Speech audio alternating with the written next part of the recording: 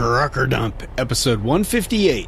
Today we talk to Dave Dein, a co-founder of Next Generation in Trucking, which is a non-profit organization whose goal is to get more young people interested in trucking and logistics careers.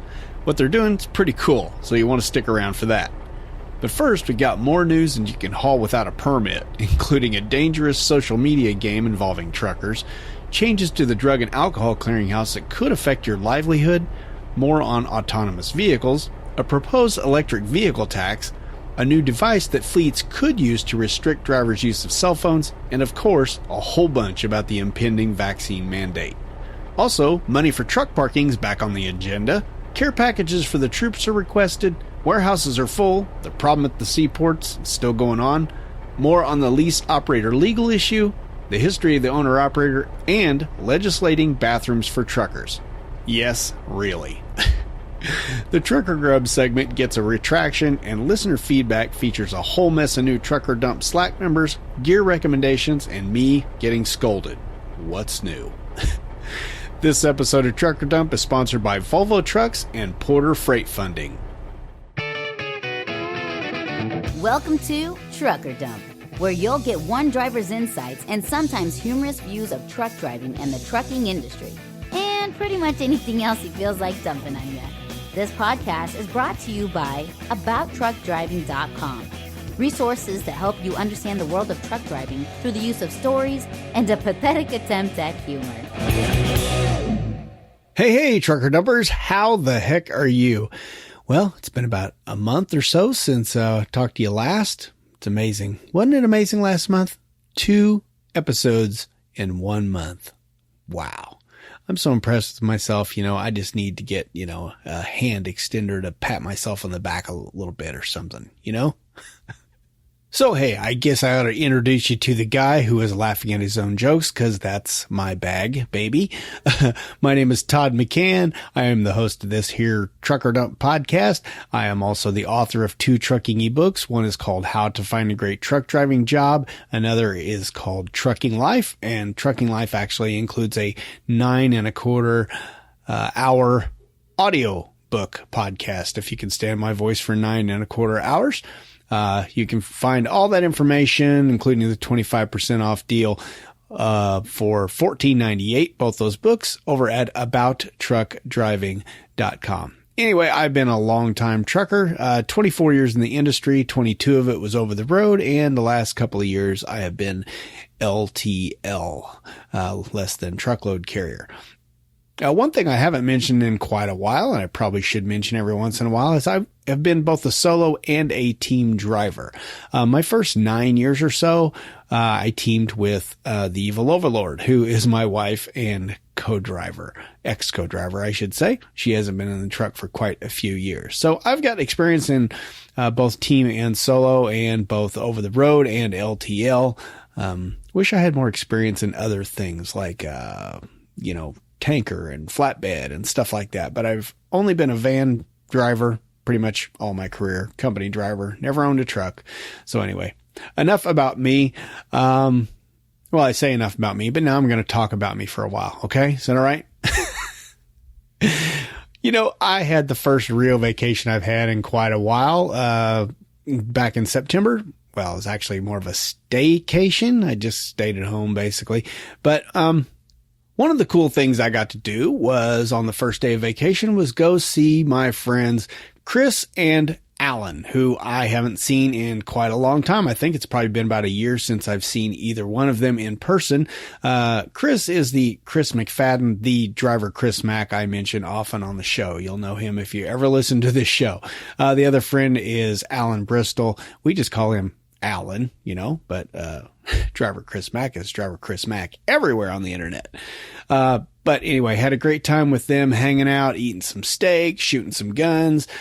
I got to shoot an AR-15, which was pretty darn cool. Didn't hit a darn thing with it, but turns out I'm pretty decent with the pistol. Who knew? So, Alan brought a Czech model. I'm not sure what the name brand of it was, but it was a pretty cool little 9mm semi-automatic, and he let me have a crack at that. And like I say, turns out I'm a pretty crack shot for a newbie. Hit some cans off of something just, a ways in front of me. Standard pistol shooting range, from what I heard.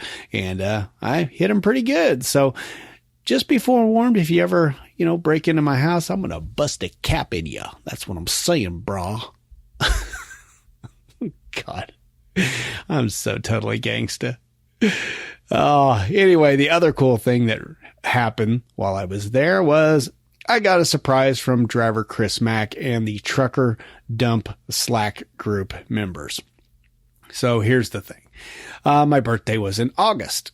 Now, I didn't really think anything about this, but right about that time, somewhere along the way, I had said something on Slack that kind of disturbed some people.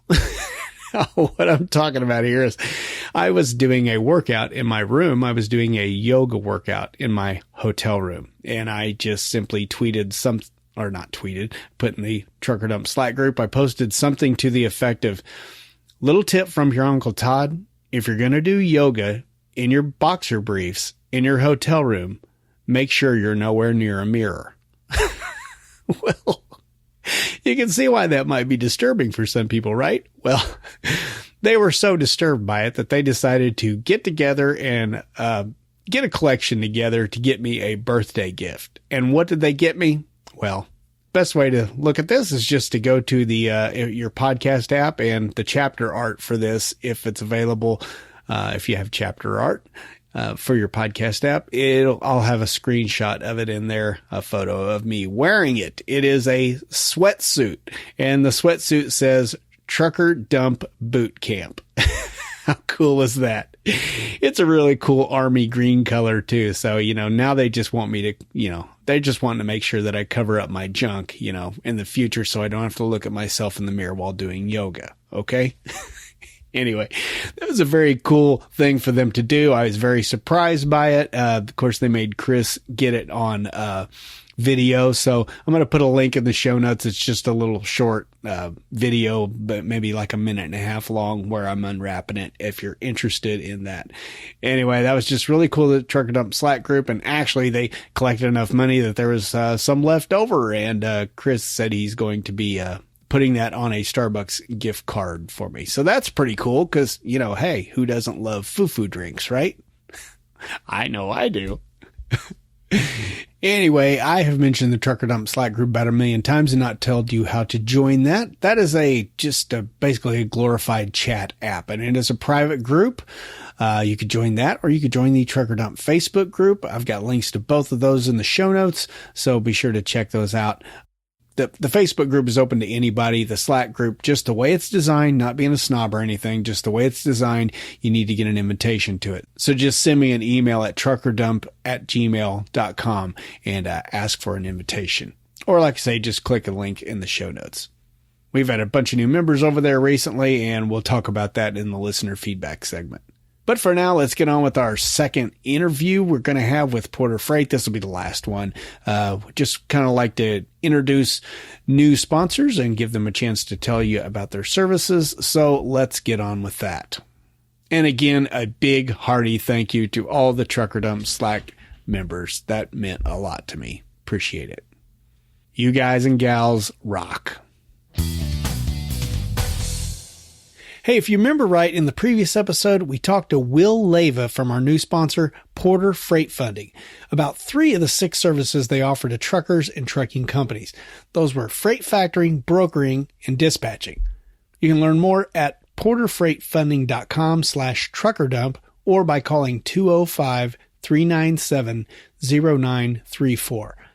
So this time around, and the last interview we're going to be having for a while, we're going to talk to Will about the 3 other services Porter Freight Funding offers. So with that, let's bring Will back on. All right. So Will, welcome back to the show. Yeah, glad to be here. Thanks, Todd. Thanks for having me again. Yeah, we got 3 new topics to cover, all stuff Porter Freight Funding does.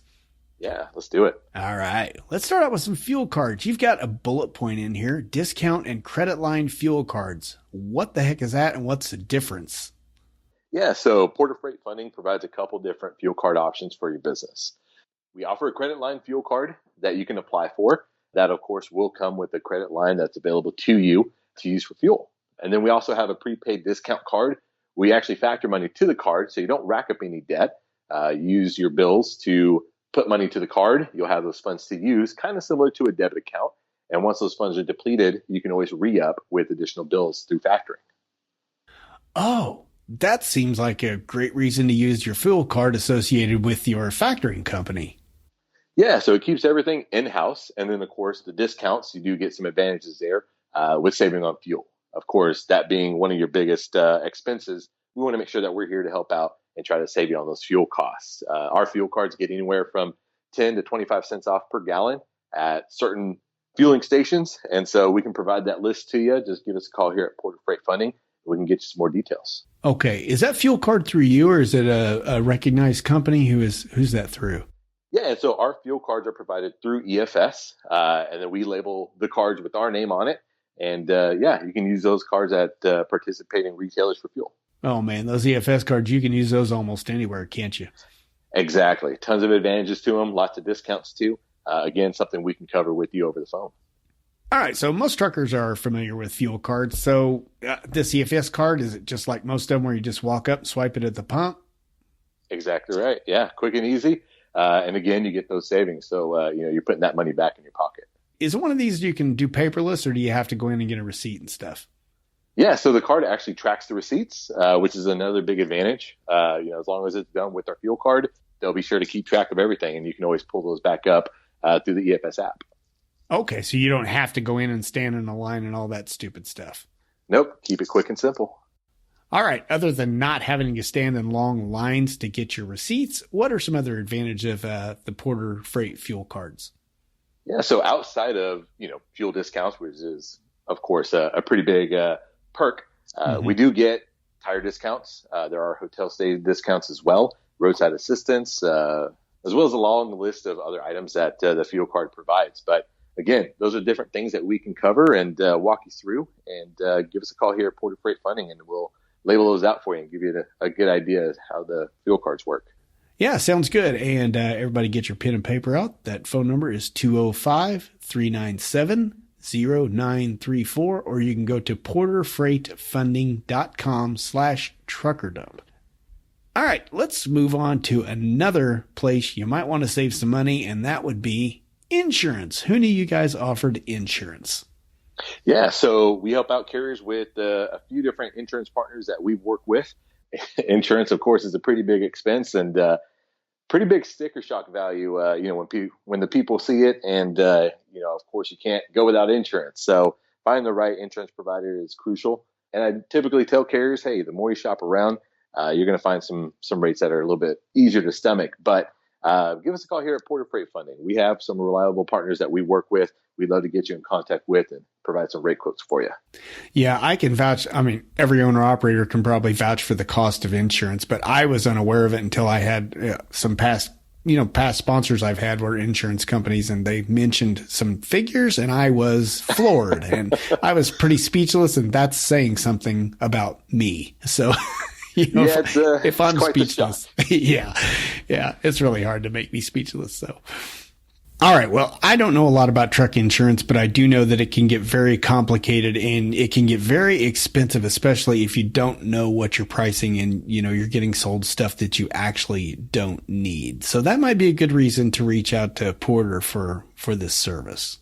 Yeah. So Porter can definitely help, provide a little bit more clarity on the insurance side. And again, get you with one of our trusted partners that we work with in the industry. Our whole goal is to make sure that the carriers are comfortable with resources that we provide and that they can trust Porter Freight to make these recommendations.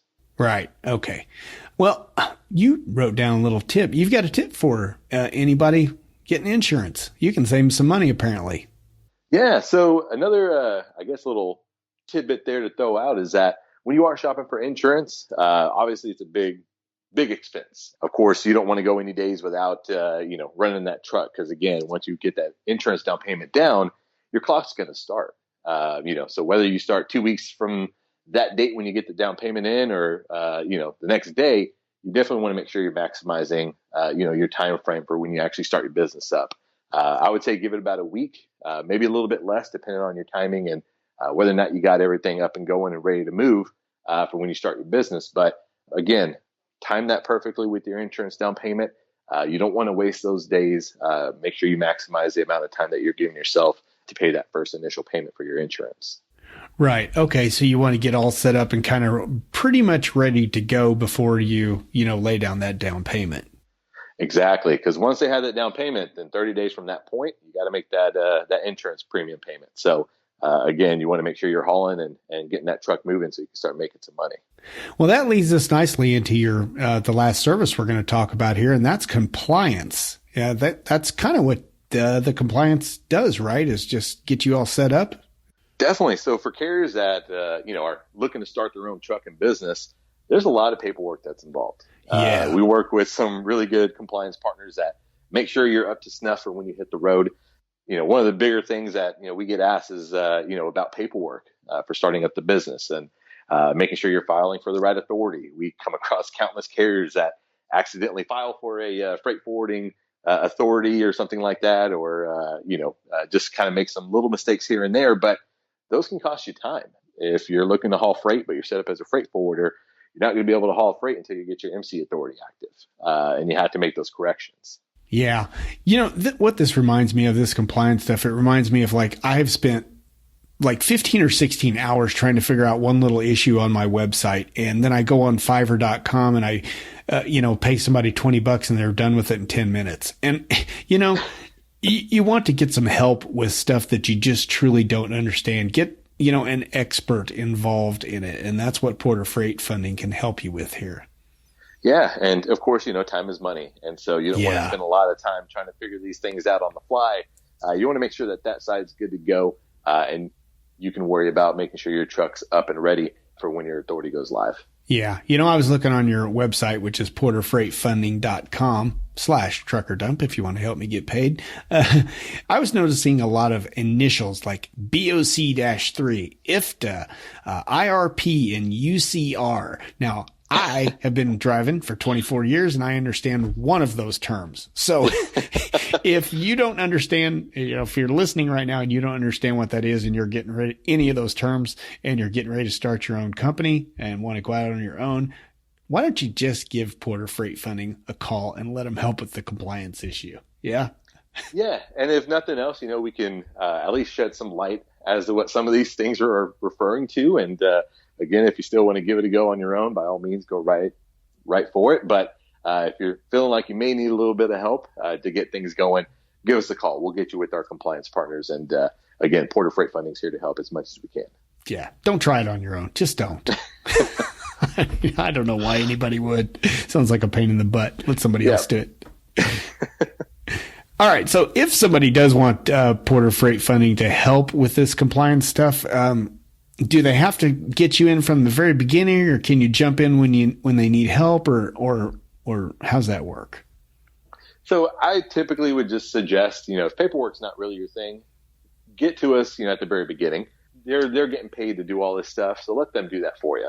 If you want to try to figure it out on your own, but you get stumped, give us a call, and we'll get you with our compliance partners, and they can walk you through, how they can help out and kind of get you unstuck. So at any point, again, when you're feeling frustrated or feeling like you're not sure exactly what it is you're doing, give us a call here at Porter Freight, and we'd be happy to assist. Yeah, because I'm guessing some of this stuff really needs to be done in order, correct? Yeah, there are certain documentation that you definitely want to have in first and foremost, and there are other things that you can handle along the way. If you're looking to haul in-state, you may want to try to get these items done sooner than later. But if you're looking to get your MC authority as well, you do have that 21-day probationary period that they get you, so that way you can get all your paperwork done. But once you start paying all this money to get your authority going, the clock's ticking. So we want to make sure that you're ready to hit the road in the right time frame that works for you. Yeah, and if you are listening and you don't know what an MCA is, call 205-397-0934 or go to porterfreightfunding.com/truckerdump. That truckerdump is all one word there. All right, Will. Well, thanks for coming on the show again and explaining, fuel cards, insurance, the compliance that Porter Freight Funding offers. Yeah, absolutely. Appreciate you having me on again, Todd. And it's a pleasure to be talking with you and, getting some information out to your listeners. Awesome sauce. Well, thanks again to Will for coming back on the show to share all Porter Freight Funding has to offer. whether it be freight factoring, brokering, dispatching, fuel cards, insurance, or compliance.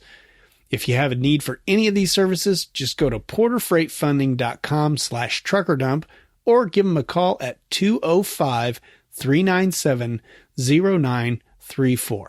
And be sure to mention you heard about them on the Trucker Dump podcast. Thanks. And of course, you'll find links to their website and the phone number in the show notes. And thanks to Porter Freight Funding for sponsoring this episode of Trucker Dump.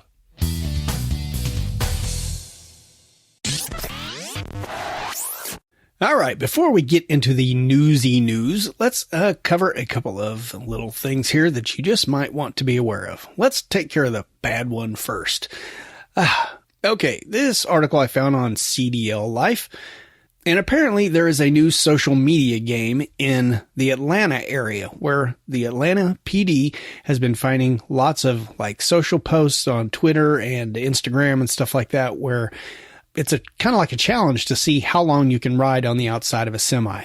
Now, I don't have to tell you how stupid this is. And of course, the Atlanta PD is advising everyone to not do this because it's really dumb. But you know, there's a video of a guy hanging on the side of a truck, basically just sitting on the running board, hanging onto the mirror, going down I-85. I don't know how long he was on there, and honestly, I don't know why the driver just kept driving unless he was fearful of his life and hoping the guy fell off. I don't know. But anyway, they got another photo here in this link of a guy riding on the back, you know, standing on the safety bumper on the trailer, hanging onto the trailer door. So just be aware of that. Be careful in Atlanta. Make sure you don't have a hitchhiker, okay? Of course, this link will be in the show notes for all the details on it. And by the way, it has been brought to my attention that I say show notes quite a bit in these episodes. I kind of learned this. I was talking on the phone with a coworker of mine, and I said something. I don't even remember what I said. And he said, "Will it be in the show notes?" And I went, uh-oh. Because this is a guy, I didn't even realize he listened to the podcast, but apparently he does. And when that's the first indication that I got that he was listening to the podcast, that I said show notes, well, I guess I probably say it far too many times, and I realize I do say it after every article. So I will continue to cite the source, but I will try not to say what, always to go to the show notes. Okay, no guarantees. It's the first time I'm going to try this, so we'll see how it goes.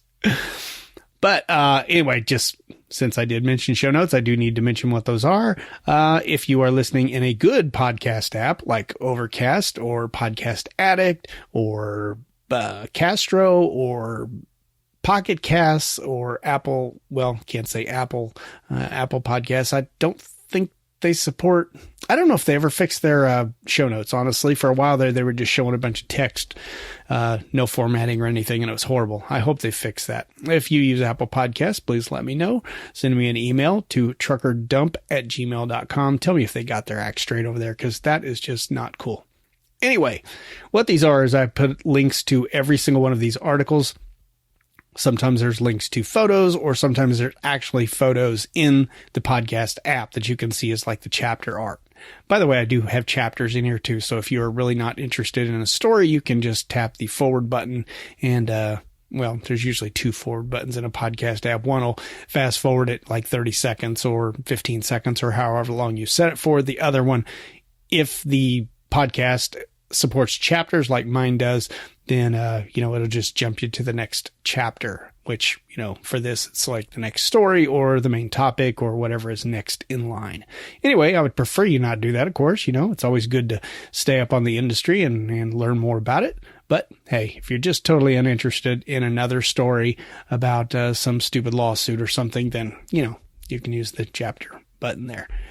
Anyway, like I was saying, all these links will be in the show notes, so I will try to only say that once. Now, you do get to the show notes by, well, it depends. Sometimes you scroll down on an app, sometimes you swipe left or swipe right. Just each app is a little bit different. So just find them if you're ever going to click on one of these links. And, it is helpful in case, because I just do summaries of these news stories, and you can, if you're interested in learning more about it, you can just go there yourself and read all about it. Okay, so I will say it one time. This article can be found in CDL Life. That's at cdllife.com, and you can find that link in the show notes. And the other public service announcement is Love's has opened a new store. That's in Grant Park, Illinois. Now, when I thought about that, I thought Grant Park, that's the Chicago area, right? Well, not really. Well, actually, Grant Park is, well, picture this, about halfway between I-57 and I-65, south of I-80, about 20 miles or so. So it's kind of out in the middle of nowhere. A little curious why it's out there. Well, there isn't any other truck stops out there, really. Well, there's one, but it's not very big and kind of hard to get into. But anyway, it's nice to always get new stores open. This one has 33 truck parking spaces, a Chester's Chicken, Godfather's Pizza, 5 diesel bays, 4 showers, and they say it's the 30th Love's in the state of Illinois. So anyway, if you want to find that, by the way, it's a little far out to stage, if you're going into Chicago, but hey, if that's your only option, maybe you'll find something at this little one out there in the middle of nowhere. To find that, just go I-80 and hop on 394 going south, and it will run you into Highway 1. Just keep going south on that, and you'll run right into it. I've seen it myself. I saw it while it was being built. So cool that that's up. Congratulations to Love's on that. Found that bit of good news on overdriveonline.com. All right, and now it's time for our mandatory truck recall section. Yep, there's always one in every episode, isn't there? Found this one on freightwaves.com. So apparently this one affects 2019 Classic Cascadias and 2019 through 2021 regular Cascadias. They were built in Mexico. And let's see, that's about over 123,000 of these. And what is happening? It says here, the joint connecting the steering arm to the drag link may not have been properly tightened, which could lead to steering failure and a possible crash. So apparently there have been some cases of, some complaints about loose steering, and they said just a few cases of steering separation. So they did delay this a bit, reporting this, and actually they got fined by the NHTSA. That's the National Highway Traffic Safety Administration or something like that. Anyway, they did get a fine for reporting this for slow recall reporting, $30 million fine. Shame on you, Daimler. Don't do that again. So anyway, they will fix this problem. Research they did on this said there was actually 11 complete separations, and they found 757 total reports. So they're thinking only about 1% of the total number of trucks being recalled is actually affected by this. But Daimler will contact you by first class mail on October 31st. If you're interested in this, or if you're having slow response, loose steering wheel feel on your Cascadia, head on over to this link and check it out. There's recall numbers for both the American version and the Canadian version here, so you can find more information about that. And they will fix that for free, whether that means just tightening it up to the accurate torque level, or, if it's damaged because being loose, they will replace it. So check this article out if this affects you. If not, you probably already skipped it with that handy dandy little chapter forward button. Okay, moving on. I'd like to think everyone who listens to the Trucker Dump podcast is a good driver. They never do anything naughty, but that would be very naive of me to think that, wouldn't it? Well, this one I found in overdriveonline.com called FMCSA Tells States to Ban Drivers with Drug and Alcohol Strikes.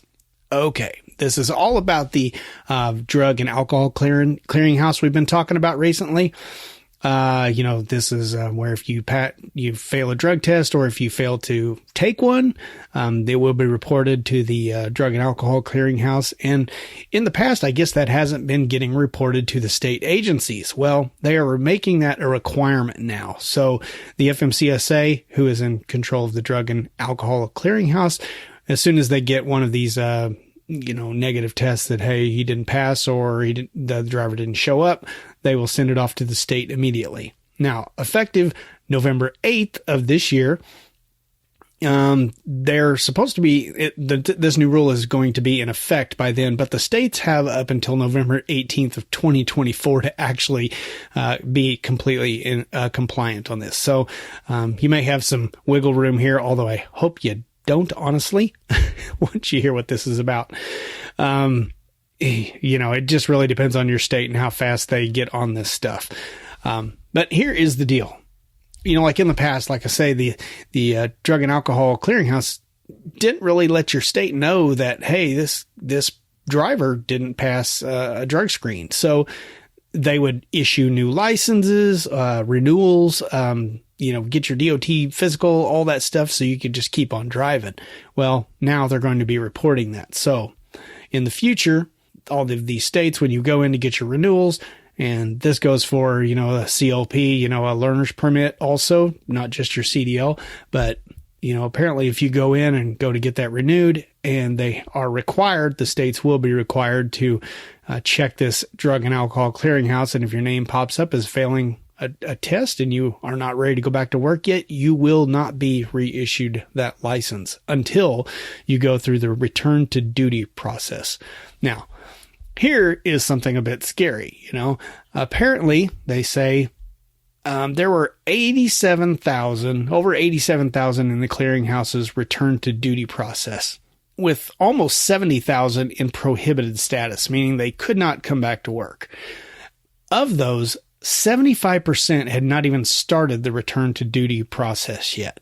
So I think I talked about this on the podcast before, and that's just a odd number. It seems like, if you had a career and a livelihood and you got in trouble for it and were in threat of losing your license, you'd think you'd want to go through this return to duty process. Although I don't really know what that involves, probably some either counseling or just a negative drug test within so many days or something like that. I honestly haven't done the research on that. If you are aware of this, or if you have gone through this and know what those requirements are, please send me an email at truckerdump@gmail.com and let me know.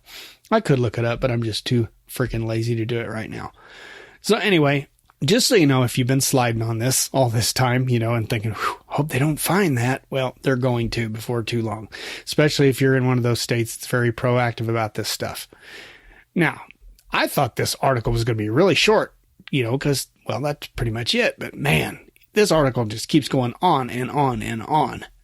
So if you want to check it out, you know where to find that. Again, that was on overdriveonline.com. And, boy, it's hard not to say go to the show notes after you've been doing it for so long. Anyway, it does go on to talk about how the Truckload Carriers Association, ATA, all these good folks are really not very happy about, the effects of this Drug and Alcohol Clearinghouse, and saying we're losing hundreds of drivers and all this stuff. And I'm like, well, why? I mean, do we really want drivers who fail a drug test out here on the open road? Now, I understand for some of you pot smokers out there, you're thinking, hey, it's legal in my state, but, I'm still I'd get nailed for it. That can, it's no different than alcohol at this point. You can have a little party time on the weekend and still be ready to go to work. But the problem is the science hasn't caught up with that. They have an alcohol test and that comes out of your system pretty fast.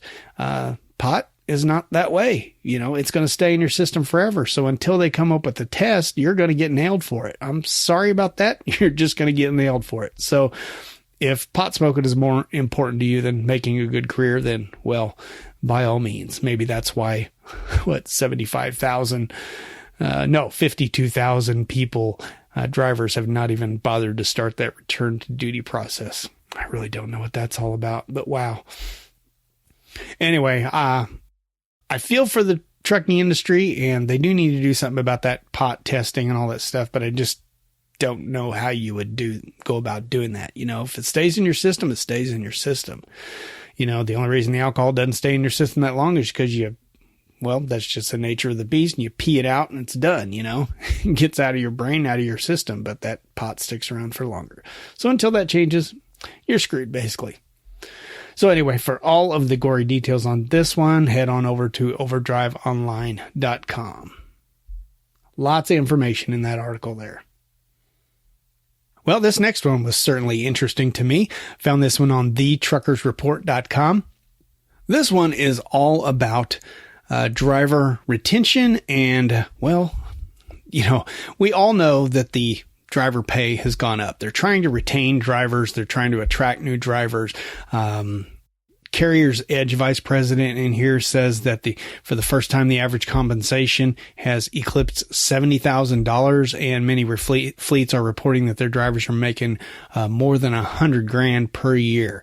That's a big jump. The Bureau of Labor and Statistics shows that median truck driver salaries in 2020 hovered at $47,000, or about $22.63 per hour.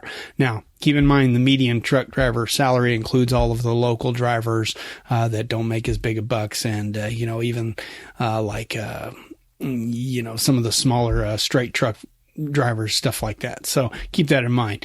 But they're saying, if you are a typical over-the-road driver, that your pay can easily eclipse $70,000. So that's a big jump, recently. But what they were hoping to do with that is not just keep drivers, keep drivers employed and attract new drivers, but also they thought, hey, if we pay them more, we'll get more production out of them. Well, that backfired big time. Apparently they did some tests here and some studies, and it shows that when drivers started getting more money per mile and more money overall, they were actually taking more time off. So that's very interesting, isn't it? Drivers are always complaining about not enough money, and then they get it and they take more time off. So, I don't know. The way I look at that is, you're clearly happy with the money. You just wish you had more time off. That's kind of the way it seems to me. And that's what it seems to prove out. They said more people took time off after this pay hike. All these pay hikes went into effect across the industry. So that presents a whole new problem in itself. They're still trying to get more drivers, in the industry. And they're trying to, keep the ones they have, and they're trying to get more production out of you. But by raising pay, that doesn't necessarily accomplish, one of those goals for sure. And we don't know about the retention and the, recruitment outright. But anyway, just kind of an interesting thing there. It just goes to show really how important home time is to truck drivers. It's always ranked very high on the list of things that truck drivers are concerned about and things that they're looking for in a pay package, that they want to get more home time and more consistent home time. And this just proves it right here. So maybe you ought to consider that in the future, all you carriers out there. This Chris Henry, who, like I said, was the vice president of Carrier's Edge, he says the biggest issue is home time and consistency of pay. So that's another thing they might want to look at too, that whole consistency thing where, if you're off work for a whole week because your truck breaks down or something like that, that you still get some sort of guaranteed pay. We've seen guaranteed pay, like guaranteed minimum pay. We've seen more carriers doing that recently to try to retain drivers, and I think that's nothing but a good thing. And hopefully that's, articles like this will just point out that, hey, we need more of that, and we need better and more consistent home time. So anyway, very interesting article here. Go check this out on Truckers Report. That's thetruckersreport.com. Man, I always mess that up. thetruckersreport.com. Link in the show notes. When I read this next article, what immediately popped in my mind was back in the days when, you guys know I'm an Apple fan, right? Well, Macintosh just didn't used to have Blu-ray players in it when a lot of PCs were, having Blu-ray players in them. They just still had an old DVD player in them. And when Steve Jobs was asked about Blu-ray, he said, Blu-ray is a bag of hurt. Well, that's exactly what I thought about when I read this article. This app, it's a bag of hurt for any truck driver. It's called No Cell. Well, that pretty much tells you all you need to know, right? Basically, what this little device would do is you plug it into your truck, and it would keep you from using certain aspects of your cell phone. Okay, I get that. If you want to self-impose this, right? And you want to restrict your own action. Maybe you just find yourself on Facebook too much when you're going down the road and you're just like, hey, that's not good. I'd like to block it. Okay, well, fine. That's, I guess, a device like this would be pretty cool to have, or maybe there's some kind of an app you can get to restrict that, or maybe you can just delete it off your phone. I don't know what you want to do there. But here's the kicker. No Cell would be controlled by the fleet that you drive for. So basically how it would work is the fleet would submit a white list of apps. Basically that, apps that they approve you use going down the road. So probably they would authorize maybe Google Maps or Trucker Path for, or the Pilot Flying J, TA, Loves apps, things like that you're actually going to use as a trucker. Maybe if they have their own in-house app where you communicate with them, stuff like that, they might put that on the white list. But, oh man, like I said, bagger hurt here. That seems to just be opening up a whole can, because didn't we just talk about driver retention? I mean, we've talked in the past about how, companies are putting in these driver-facing cameras, and it's not making drivers happy. Some of them stick around, some of them just move on somewhere else, because there's lots of other companies that aren't doing stuff like that are invading our privacy, and that's in air quotes. I'm not saying that for myself, but lots of people consider that, and quite honestly, I kind of do consider that an invasion of privacy. Anyway, it just seems to me that this has just opened up a whole can of worms, because what happened? Okay, the phone, let's say they restrict the phone app. Your fleet restricts the phone app on no cell.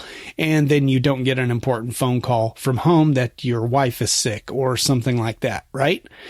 That's going to cause all kinds of problems with, I know I would be very unhappy if I found that out later on, that I finally get to the end of my shift and I find out 8 hours after I started my day that, hey, my wife went to the hospital, but I didn't know that ahead of time. That's going to make me kind of angry, right?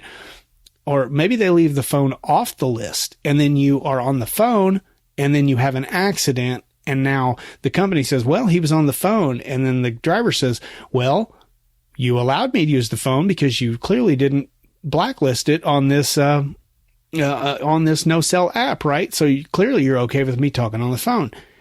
Like I said, bagger hurt. I don't know why anybody would kick this in, except for more than likely, insurance companies are going to be given a discount for this kind of stuff. But what good is cheap insurance for a carrier if they don't have any drivers? Lots of options out there. We just talked about all the pay going up every place. Drivers are moving left and right, just trying to figure out where they want to be, where the best pay is, and where they're treated the best. And I just don't see that people, drivers are going to look at this and think, wow, I really hope I can work for a company that restricts my cell phone use, And of course there are parameters to this, so it's not like all the time, but while you're driving, basically is what it's going to be, so as soon as that, as soon as that kicks off and you start driving, it'll restrict certain apps. Now you may be thinking, I'll just get another phone that they don't know about. Well, somehow through the magic, I don't know how it works, but, it can cut off every cell phone, no matter, if it's in the cab, it can be cut off. So there's no getting around that. On a side note here, that's how some Walmart drivers used to get around the restrictions over there. I think I've spoken to this on the podcast earlier, that Walmart used to restrict their drivers to phone calls. You couldn't talk to on the phone for more than 10 minutes at a time and no more than 60 minutes per day. So basically 6 phone calls. We had one guy who would call in every now and then. He used to work at the company I worked for, and he went to Walmart, and he would set his alarm on his clock or on his phone for 9 minutes. So he would call us, talk for 9 minutes, say, I'll be right back, hang up, and he would call back again. Now, and they will only allow you to speak when you're in rural areas, not like in an urban area, things like that. And they did have the right to check that. Well, I just got confirmation, I think it was last month, through a friend of mine who works at Walmart, that they did drop this, well, I almost call it a feature, but it's not a feature, it's a restriction. So now you can use the phone as much as you want, apparently, as long as you are accident free. So I'm guessing that as soon as you have an accident, they will go right back to the way they were doing it before, or possibly outright restrict it. But, this just goes to show a huge company like Walmart is backing off the cell phone thing and saying, listen, these drivers, we don't need to give them another reason to leave and go to another company, right? We're trying to retain drivers. Matter of fact, Walmart is on a huge driver recruitment thing. They're really trying to recruit a lot of drivers, thousands of drivers. And they weren't probably going to accomplish that, because I knew a lot of drivers myself who would just say, cell phone restriction on that? no thanks, especially one that restrictive. So anyway, I hate to wish bad luck on any company, especially one who's, thinking outside the box, and they're, they start their own app and got this neat little device that'll do all kinds of cool technology, but sorry, can't get behind this one. Anyway, it's called No Cell. So just so you are aware that, if your company pops up and say, hey, we got this really cool driving app, this new app to help drivers called No Cell. Well, they're not trying to help you, just so you know. Keep your eyes and ears peeled for that one. Anyway, if you want to read more about this one, it's on freightwaves.com. All right, let's stick with freightwaves.com. Boy, I was going to say this one was short and sweet, but there's nothing sweet about it. This one is called Feds Predict at least 200 automated vehicle crashes annually. Yep, this is based on basically all of the testing that's been going on in California, and they've just run estimates and say we're expecting, reports of about 200 crashes a year due to automated self-driving trucks, and that's within the next year.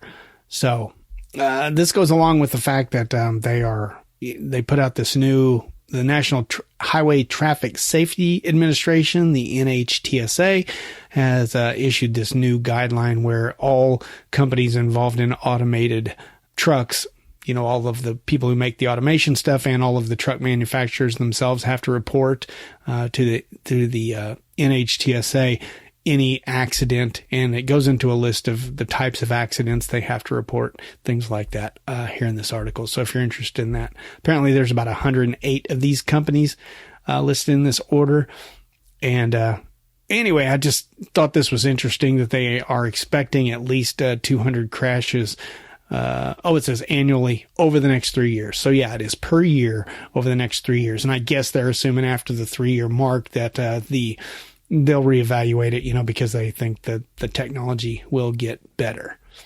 So anyway, I just thought that was kind of interesting to think that could be up to 200 stories in the news about autonomous trucks crashing and how that is going to be perceived by the public. Maybe that will have a big effect on all of this push for it, and it will slow things down a bit. Who knows? But, autonomous trucks still have their own set of unique problems. And that's why I thought this little story went nicely hand in hand with this other story on freightwaves.com that I found called Real World Autonomy, Navigating a Traffic Jam and a Crash Scene. Apparently Freightwaves got an opportunity to ride along with Embark Trucks, which is Embark is one of the automation companies with all the cameras on there and everything, and complete automated type of a truck. And they're expecting to roll out software to fleets in major truck manufacturers starting around 2024. So the problem is they still have a lot of hurdles to overcome. And one is, of course, accidents and what happens there. Actually, it says in here, Embark has checked off 11 things it needs to safely operate without a driver. They've accomplished most of these, but there are 4 left still. One is emergency vehicle interactions. The second is evasive and emergency maneuvers. The third is inspections. And the fourth is blown tires and other mechanical failures. So, yeah, like I say, in this article here, Freightwaves got a chance to ride along and everything was going smoothly. The truck pulled out of the parking lot, which it probably done a million times, and it was going to make a giant loop around the Oakland area out to 680 and back to Oakland. And like I said, pulled out into traffic just fine. I was merging with kind of stop and go traffic a little bit, kind of varying speeds, and everything was going great until they ran across an accident up ahead of them. A straight truck had run into the median, and the truck just really didn't know what to do about that. And ultimately the driver who was there to monitor the situation took over because apparently these automated systems don't know what to do when there's a lot of flashing lights and people walking around like cops and waving through and directing traffic and all that kind of stuff. And so, like I say, there's still got a big hurdle to get across there. That's just one of the 4 things. That's not even mentioning the other ones, like the evasive and emergency maneuvers. What if that what if this truck had been right behind that straight truck? Would it have just been plowed right into it because it couldn't react fast enough? Don't know. A driver could probably do something about that, but we don't know about those computers yet. They haven't mastered that. And like I said, even a blowout or a mechanical failure, what happens then? And, there was actually 5. I left one off. Pulling over to safety is one too. And that's an important one. If something goes wrong with the truck, or even the software system and, it can't see the road anymore or whatever, what's it do? It's got to figure out a way to get over to the side of the road, and shut things down safely. Now, I have heard that those cameras actually have backup systems on them. So if one system fails, the other one likely won't, and it will still remain active and be able to get the vehicle pull over to safety. But apparently Embark is admitting here that they don't quite have that down pat yet. And I would think that is kind of important, right? So anyway, for anyone really freaking out about their job being taken, like next year, don't worry about that. Okay. 2024 is when all this stuff's going to start coming out. And that is just their goal right now. Got to remember, if this is not sorted out by then, they're still going to have drivers sitting there monitoring the system the whole time. Maybe it can take you down the road and you won't have to touch the wheel, or just maybe keep a hand on the wheel and just sit there, not worry about going outside the lines or anything like that. Like I say, maybe you'll just be able to sit there by then, but it sounds like there's going to be a need for drivers, quite a bit. And even way down the road, when all of the lines on the roads are perfect and it can navigate through weather and everything. Yeah, right. Like that's ever going to happen. Still probably going to need a use for drivers locally, driving around, all the tight areas, backing into docks, all that kind of stuff. So let's just not all get freaked out about this yet. Sounds like they got some big hurdles to cross here. So if you're interested, it was kind of interesting to hear, the ride along on this. So if you've ever wondered what it's like to be in an automated vehicle and cruising along in a big truck that's not being controlled by you, have a look at this article here at freightwaves.com. Well, FreightWaves seems to be on a roll today, so let's just stick with them. This is a report. Electric vehicle tax could revive the Highway Trust Fund. Okay, if you remember in a recent episode, we were talking about the vehicle miles travel tax, or the VMT, and they were saying, because we have all these electric vehicles coming to the roads and they're not paying taxes because all of the road taxes basically come from fuel, from taxes on fuel. And if they're not using that, they're not paying their fair share. So they're trying to figure out what they're going to do in the future. And basically the only idea that had really been looked at, it sounds like, was the vehicle miles traveled. Problem was, I guess that would still work if they just limit it to the electric vehicles only. But from what I was reading, they were talking about doing that for, to switching the whole system over to vehicle miles travel. And I don't know, if I very seriously doubt they would get rid of the fuel tax also. I guess that's possible, but I'd be shocked at that. Anyway, this article says there is yet another way to tax these electric vehicles, and that is by kilowatt per hour that they use. They've estimated that a battery-powered vehicle uses 2.1 cents per kilowatt hour, and they're thinking, well, if we know that, when like any vehicle that's going to use, or any carrier that's going to have electric vehicles, when they plug them in, they will know that, hey, what am I trying to say? That the electric company will charge them according, tax that extra little bit, charge just a little bit more for the electricity that they're going to be using. That way, people who are still driving gasoline powered vehicles are not having to pay that cost also. I don't know if I'm making a lick of sense here. It is 4:30 in the morning. But anyway, this is another way to look at it, because they were talking about this vehicle miles traveled tax, and they were saying that the cost to actually implement that program would be $20 billion annually for administration fees and compliance costs.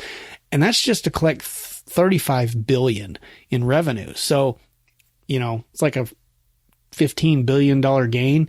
But right now, the federal fuel tax that we have in effect right now, it only costs about $70 million compared to $20 billion. So they got to figure out some other way to do it than the VMT if it's going to cost that much money. Because, if you're collecting $35 billion in revenue, and it's only costing $70 million now, you don't want to. You don't want to go to vehicle miles traveled tax and lose all that money, right? Seems like it's kind of defeating the purpose. But anyway, if you're interested in all of this, nice way we got to restock that highway trust fund somehow, huh? The roads are bad enough as is, yet, we're just got to figure something out, or else the roads are just going to all be like Michigan, and nobody wants that, right? Okay. Sorry, Michiganians. Michidudians? I don't know. I don't know what you call yourself up there. Anyway, your roads are horrible. You know that. Onward. Hey, you want to know what really sucks about putting out a podcast that only comes out once a month or less? Yeah. Sometimes you do all the research, you read the stories, you get everything you want to say in your mind, you put it in your digital audio workstation, you get it all recorded, you edit it, everything sounds great, looks great, perfect timing, and then something else comes out that scraps it all and wastes all that valuable time you spent on it. Well, that's what we got going here. As you can imagine, it's going to be about the vaccine mandate. Yep, this is the first of many stories. You will have to forgive me here because, like I said, this is late breaking, and if there's some overlap with some later stories that I'm talking about, sorry about that. Honestly, I don't remember what I said in those stories before because, hey, I have a tendency to ramble on, right? All right, I found this one over on overdriveonline.com. It's called Trucking's Not Exempt from Biden's Vaccine and Testing Mandate Enforcement Cutting Us Off at the Knees. This is a long article here written by Jason Cannon and Matt Cole. Oh boy, like I said, it is a long one, but this is a very important topic for our industry. Actually, it's not quite as long. It looked a lot longer on my phone. Anyway, here's what's happening. November 5th, OSHA, that's the Occupational Safety and Health Administration, they published to the Federal Register the new vaccine mandate, vaccine and testing mandate, I should say. Now, in case you got hit by a truck within the last month or two and you have been in a coma, let me give you a brief explanation of what this is. President Biden issued a mandate that every company with 100 employees or more would be required to comply with this mandate by no later than January 4th of this coming year. Okay, now here is the specifics of the mandate here. Again, this will go into effect on January 4th. That is, if nothing happens with lawsuits and all that stuff. But right now, it's set to go into effect on January 4th.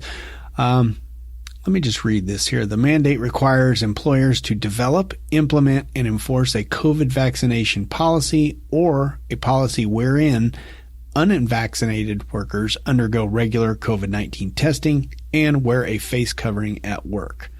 To comply with the mandate, workers will need to have the necessary shots to be fully vaccinated, either 2 doses of Pfizer or Moderna, or 1 dose of Johnson & Johnson in fewer than 9 weeks from now, which would be, January 4th. You guessed it. Reading on, it says for employers who adopt a policy allowing for a testing option in lieu of vaccination, the rule requires employees to be tested at least weekly and wear masks in the workplace. And OSHA also says they are gathering more information about whether it should require more frequent testing than weekly. Well, that would be odd if they did require more frequent testing since, if you're quarantined nowadays, it's about 7 days, I think. So that'd be interesting if you had to do it more often than that. Any workers who test positive for COVID will face a mandatory temporary removal from the workplace to prevent transmission of the virus. Now, this order that they put out is called an Emergency Temporary Standard, ETS. It also requires that employers provide paid time up to 4 hours for employees to get vaccinated. But another article I read, I'll put that in the link in the show notes too. It was over on freightwaves.com. It said that the company would not be responsible to supply you with masks, nor would they be responsible to pay for these COVID tests, unless, of course, it was written into a collective bargaining agreement, which basically means a union agreement. So, like I had speculated in past episodes, that maybe one way they tried to get truckers to comply and just give in and go get the vaccine, because if you have to pay for it yourself, we have no idea how much that's going to cost, right? And some truckers at some point might just say, hey, I can't afford it. I'll just get the vaccine and be done with it because the vaccine's free. Well, that, in my opinion, is called coercion. But what do I know? Oh, boy. Anyway, this article says that according to this rulemaking, there are going to be 2,597 employers who fall under this mandate. That means they have 100 employees or more. This is a total of over 878,000 employees, 739,000 which are covered by the rule. And of course, we know from other reading and stuff that probably half the people are already vaccinated, so those numbers would be cut in half of people who are affected by it. But those are still really large numbers to deal with. Now, of course, the trucking industry is coming out against this full force. They have been for a long time. At some point, the CEO of the ATA, the American Trucking Association, issued a request to the White House for truckers to be exempt from this. He pointed out that Canada has already done this. Canada put a vaccine mandate in place for all of the transportation industry, but they exempted truckers. So that one's kind of interesting, but apparently it didn't do any good whatsoever. I had no idea Canada had done that, but anyway. The TCA, which is the Truckload Carriers Association, is that right? Oh, I hope that's right. Anyway, there was a quote from them saying, President Biden cannot call on trucking to work harder when his policies are cutting us off at the knees and depriving us of the workforce we need. Great point. Wow.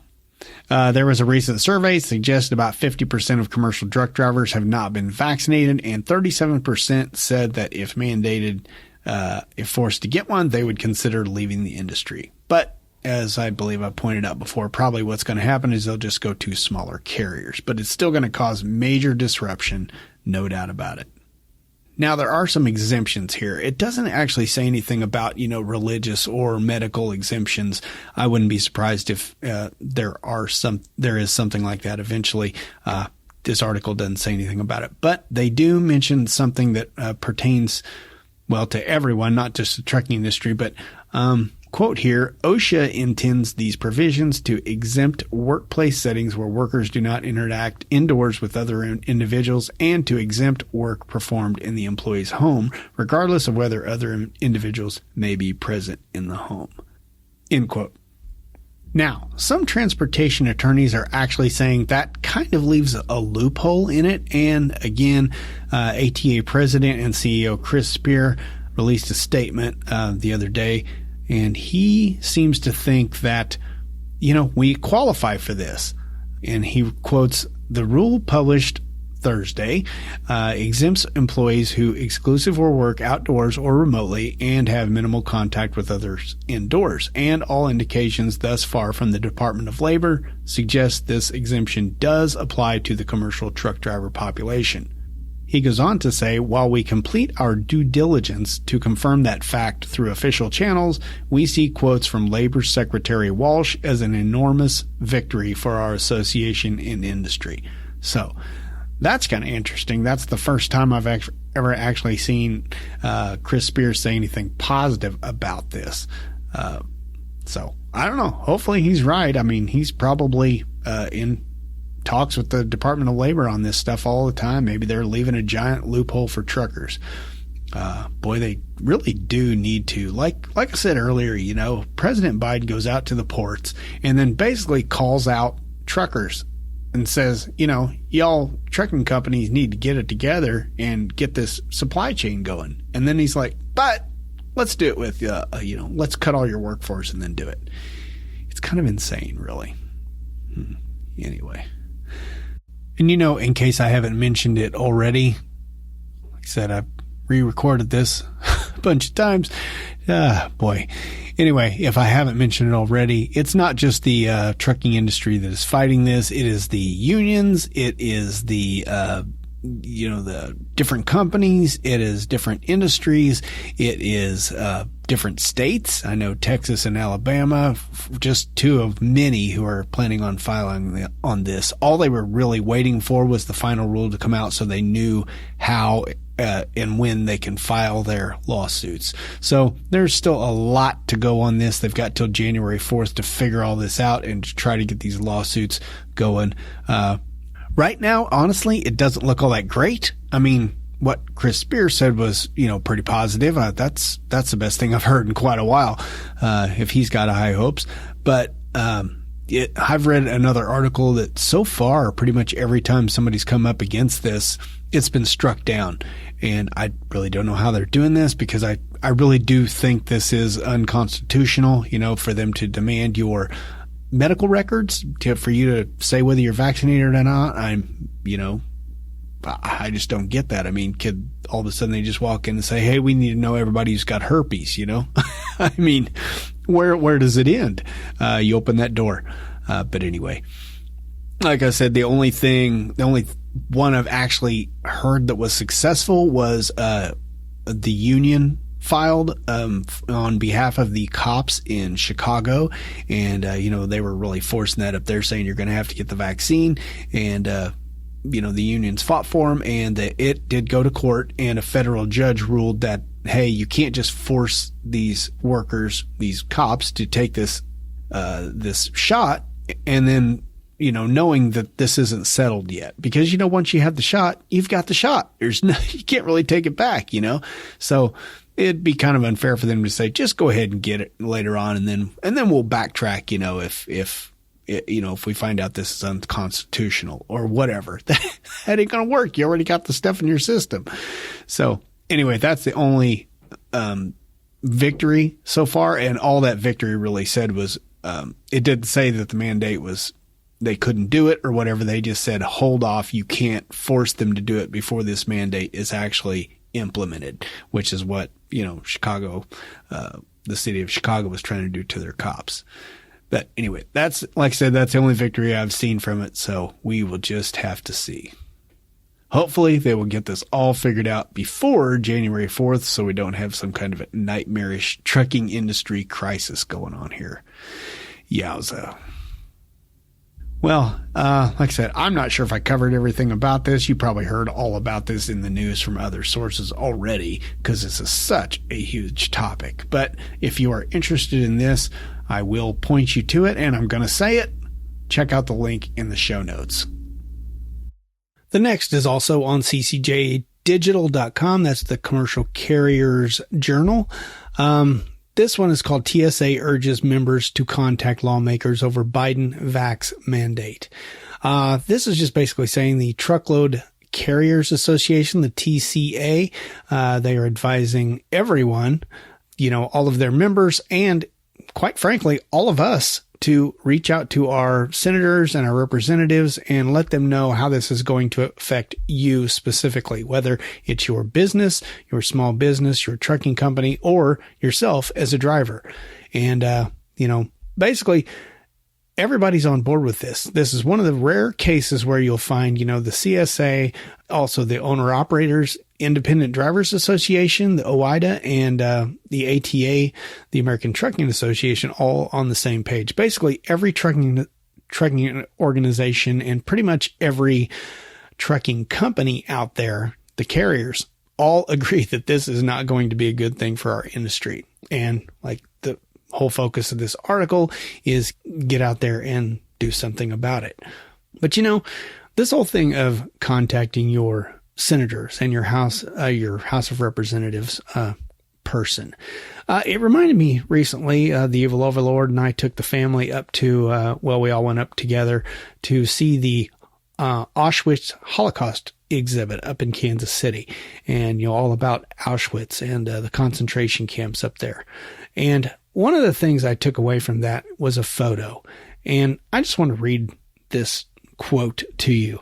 It is relevant. It's not to be political or anything like that, but just this comes from the German theologian and pastor Martin Niemöller. I think I'm saying that right. And the quote goes, "First they came for the communists, and I did not speak out because I was not a communist. Then they came for the Social Democrats, and I did not speak out because I was not a Social Democrat. Then they came for the trade unionists, and I did not speak out because I was not a trade unionist. Then they came for the Jews, and I did not speak out because I was not a Jew. Then they came for me, and there was no one left to speak for me." Woo, that kind of hit home, If anybody's going to do anything about this stuff, shouldn't it be us? I mean, the preamble of the Constitution starts out with the words, "We the people," right? They work for us. I think they forget that, right? Okay. That's as political as I'm going to get on that one. Okay. Let's move on to the next story. And that next story also involves the Truckload Carrier Association, or TCA. Apparently, they were able to meet for the first time since the pandemic. They say post-pandemic. They met in Vegas for their big convention, their meeting stuff. I found this one on freightwaves.com, by the way. So, a couple of things I took away from this. Well, actually, the first thing I took away from this, just let me go on a side rant here for a second. I am confused. Once again, just as many of the COVID rules didn't make a lot of sense in the beginning. Like you have to wear a mask unless you're playing a sport. Or you have to wear a mask while you're standing in the waiting room of a restaurant, but once you got sat down, you didn't have to wear one. Okay, lots of weird little rules like that, right? Okay, well, here's another one they said about most people. There were about 1,100 people there, and they all wore their masks like out in the hallway when they're walking from the hotel to the convention center and stuff. But then once they got into a meeting room, they pretty much all took their masks off. Okay. I'm confused again.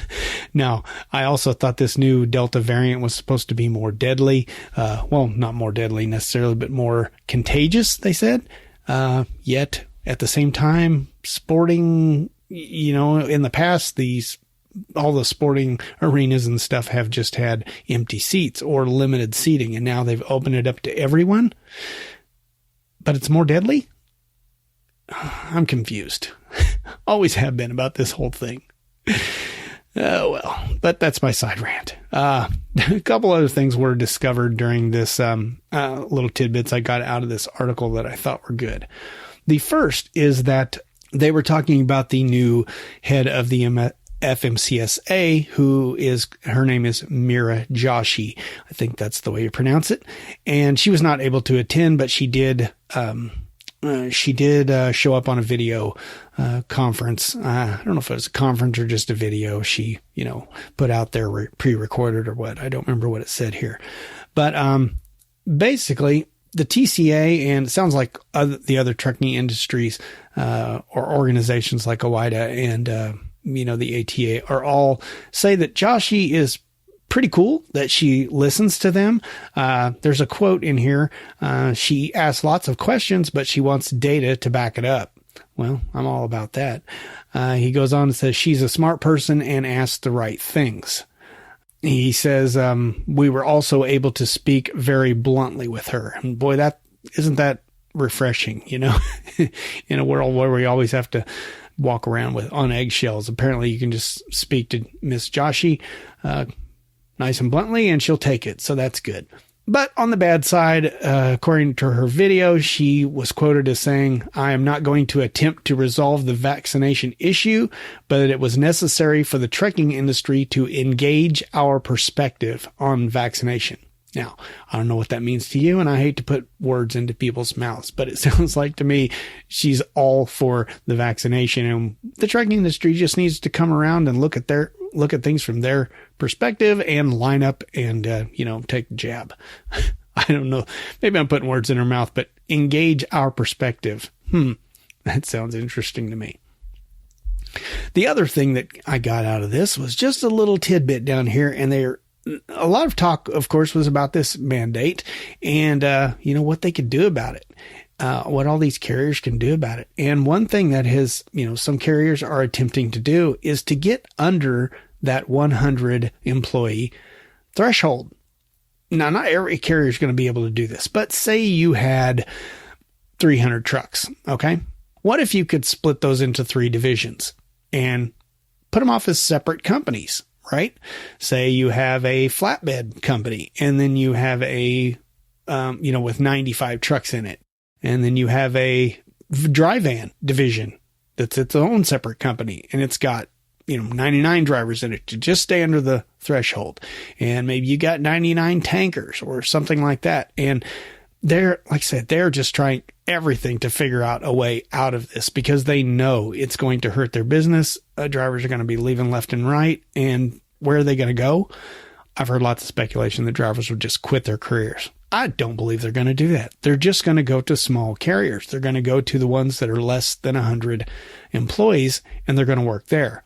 But like that quote I read a little bit ago, how long before they come for the smaller carriers? If they're doing it to the big ones, why limit it there? Go on down to the smaller ones.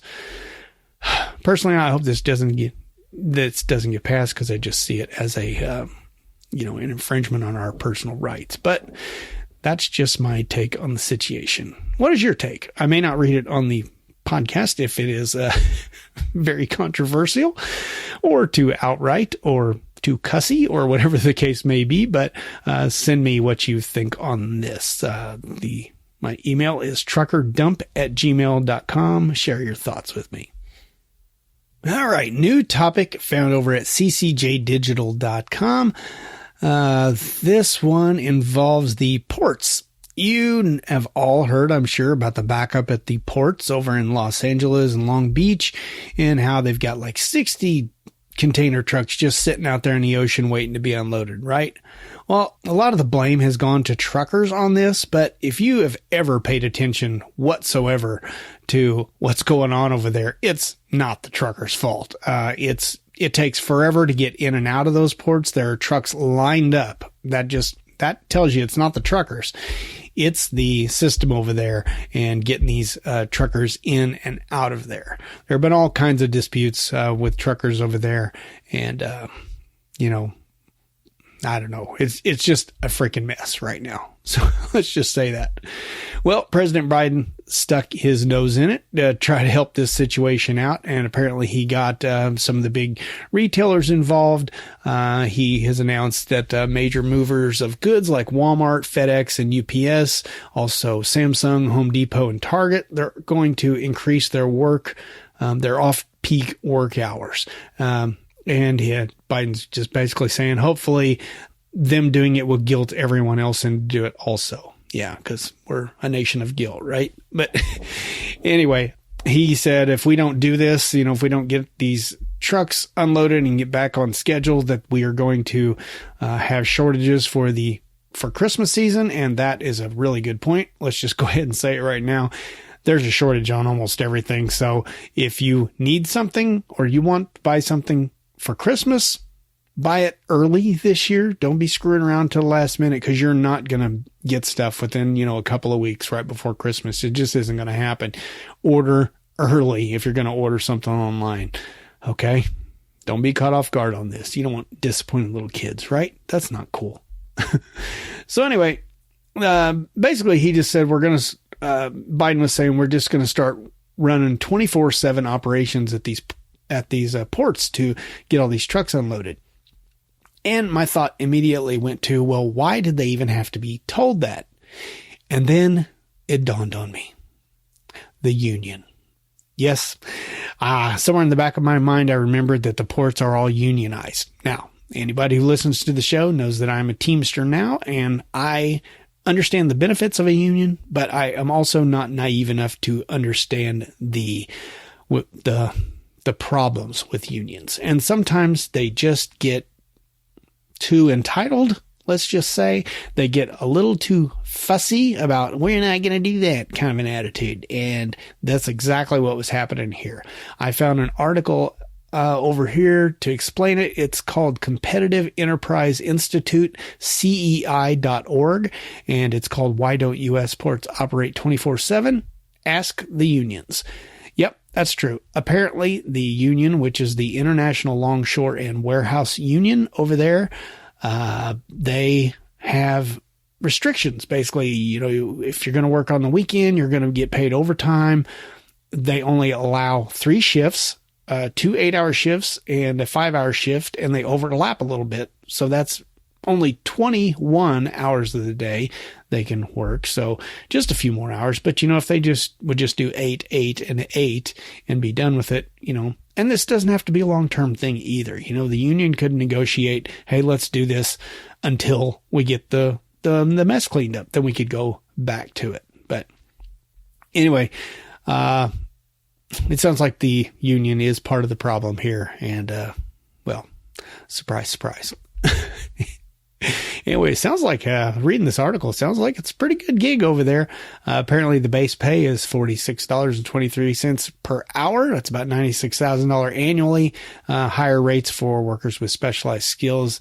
The Los Angeles Times reports the average wage for unionized dock workers is $171,000 annually. So if you wonder why people work for unions, now you know, okay? Now, I'm not saying I make that much, but, they do make more over there on the West Coast because of the cost of living over there. $171,000 is not quite the same as $171,000 in the Midwest, right? But anyway, interesting story here. And if you want to get a little look at how the unions work and some of the drawbacks of them, check out this article over here on Competitive Enterprise Institute, CEI.org. And since you're never going to remember that, since it's not a regular contributor to the show, I will say check out the link in the show notes. And I have no remorse whatsoever for saying that. In a related subject, let's talk about warehousing. Freightwaves.com for this one. No more room at the logistics warehouse in, Prologis says. Now, if you've ever driven a truck or driven for any length of time whatsoever, you know that you've probably picked up or delivered at a Prologis warehouse before. They rent their space out to all different kinds of companies. So it probably say Prologis out front, but that's probably not what it will say on your bill. Anyway, you're picking up for Procter & Gamble or Unilever or somebody like that, but it's a Prologis warehouse. Apparently they have warehouse space in 19 countries and they operate 995 million square feet of logistics warehouse. Problem is they're all full up. Yeah. All the way around the country, they say they are just maxed out completely. Now, I'm confused by this, honestly. If the warehouses are packed full of stuff, why is it taking so long to get us our freight, right? They're talking about all these, shortages at the not at the warehouses, but at the, you go online to order something and it says it's back ordered. Well, what is all this crap here in the warehouses? I'm a little confused by this, honestly. Imagine that. Me being confused by an article that I read on the podcast. But there it is. I just don't understand it. Biden in the last article said in there that part of the problem with all these backups that we're experiencing right now is the fact that America runs on a just-in-time, economy. That's the word I'm looking for. That, basically, companies don't want to carry big inventories of stuff, because they have to pay for that in taxes and it's just extra warehouse space and everything like that. They're just like, hey, let's order it and we'll get it just as we need it, just in time. And that has presented a problem here. There's even been some speculation that I've read that maybe that's going to change the way the U.S. does our economy, that people will start looking at this and thinking maybe we need to start carrying a little bit of inventory in stock instead of waiting to the last second on everything. We can't always count on the fact that our economy is going to run completely smooth, especially with our supply chain right now. This is a big, valuable lesson to the entire economy that, hey, don't rely on this all the time. Stock up a little bit for Pete's sake. Look at our semiconductor. And, the thing, the prices, it's happening to all the cars and stuff like that. Even the used car market has gone way up because you can't get new cars anymore. It's crazy. I was looking at a new Toyota Tacomas a while back and, well, still am, but man, they're expensive, but like, I looked at one that was just a couple of years old recently, and it was about the same price as what a brand new one was, and it's like, what? It's actually a little bit more than what a brand new one was just, a few months ago.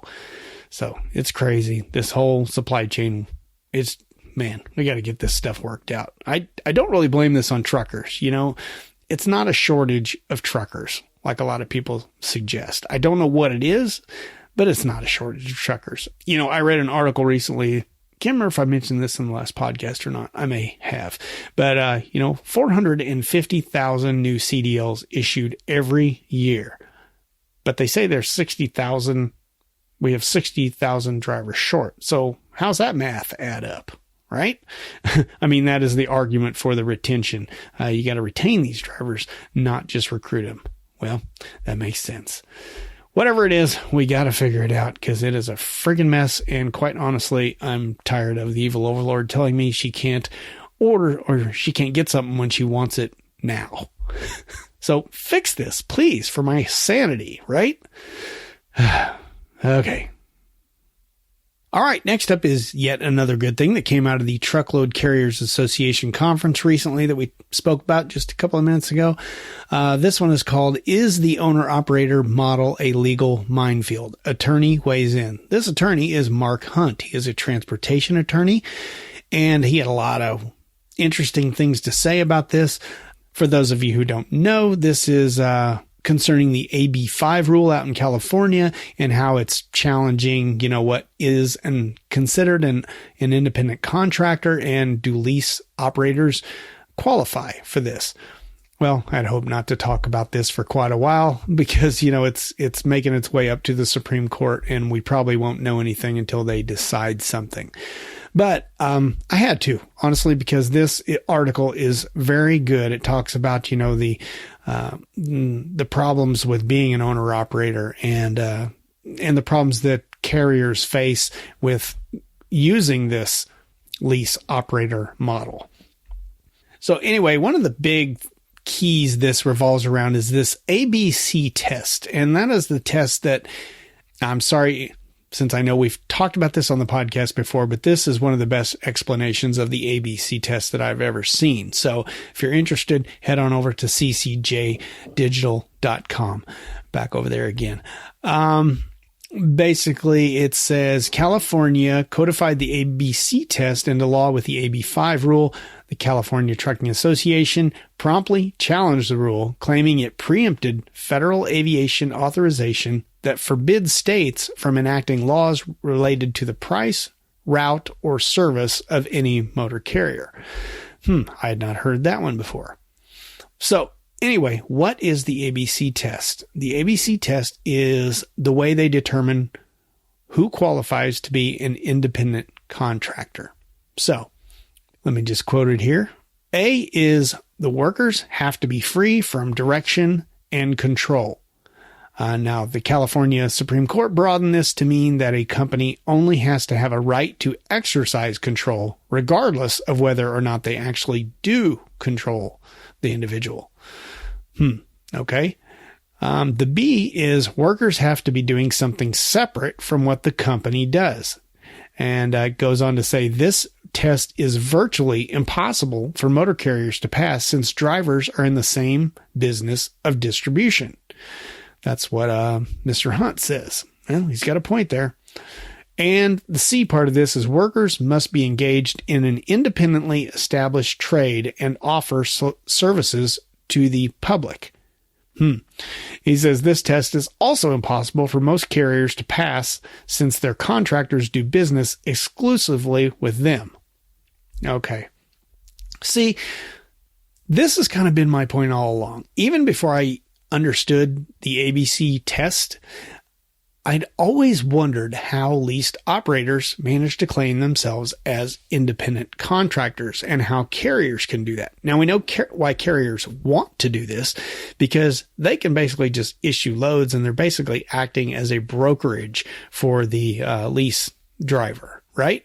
They also make money from the leases for leasing trucks often, although that's not always the case. A lot of companies will let you lease wherever you want, but some want you to lease your truck right there with them. So they make money from that too.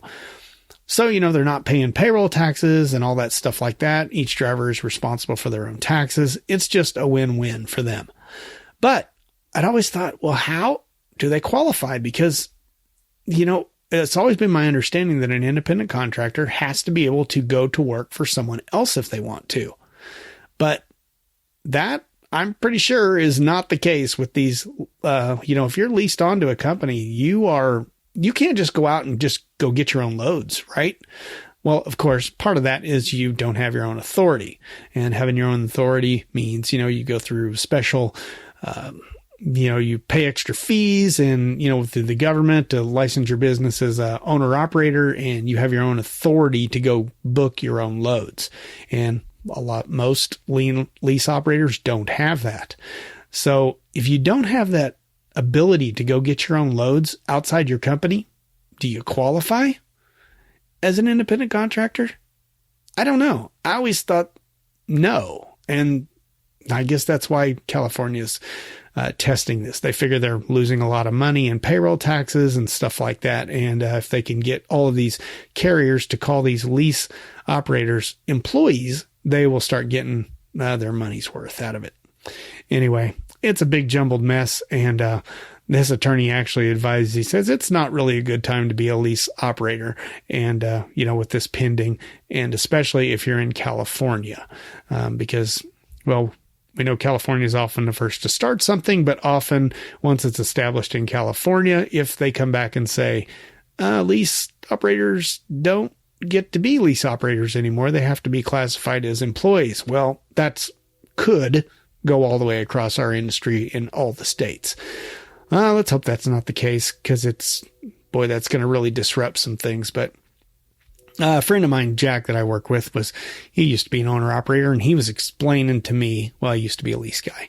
He was explaining to me there would be ways around this. Like for instance, they could write into their contracts, the carriers could write into their contracts that, somebody that the lease driver has the opportunity to go get loads, whenever they want, knowing that most of the time, the drivers are not going to do that. They're just going to get the loads. But if it's just written into the contract that they have that ability to go get their own loads, well, that might fix it. But again, they have to have their own authority to do that.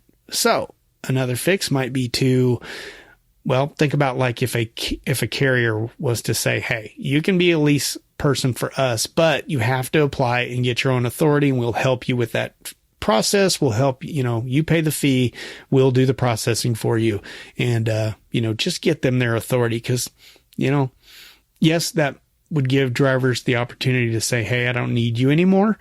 But booking loads is, well, it's easier than it used to be. But, that's probably why a lot of lease operators do what they do. They don't really want to book loads. They just want to drive a truck and own it and be able to say where they want to go or not.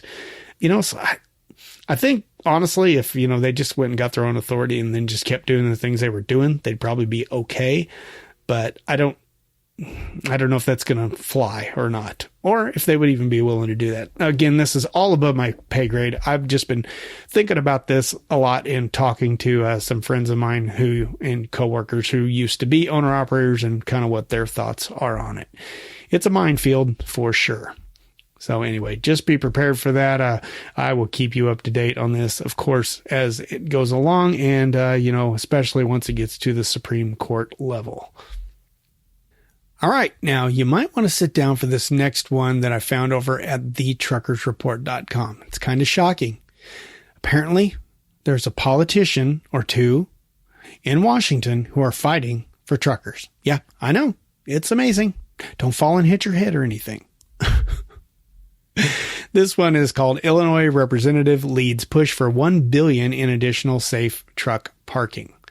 Yeah, well, y'all know that the big infrastructure bill has come up, and, you know, that at first there was some money set aside for truck parking, then they eliminated it, and people have been fighting for it and everything. Well, Representative Mike Bost out of Illinois is one of them. He quotes, "They have paid lip service to America's trucking community and claim to understand their concerns. Yet this $3.5 trillion bill includes zero funding for truck parking. Not a penny.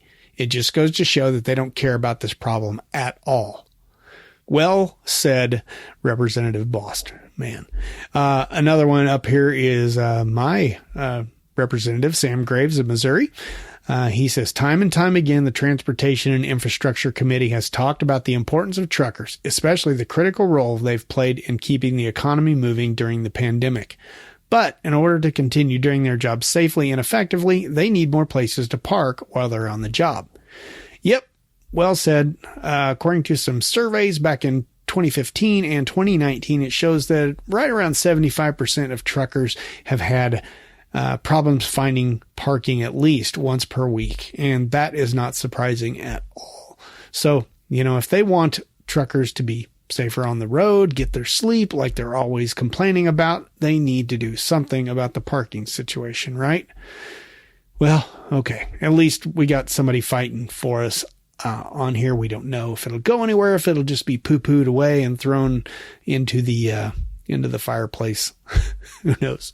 Probably that's what's going to happen, but let's keep our fingers crossed, right? Got to hold out some hope for something good for truckers.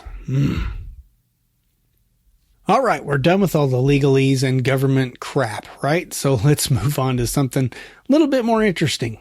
Well, that's interesting because it, you know, of course, affects our lives.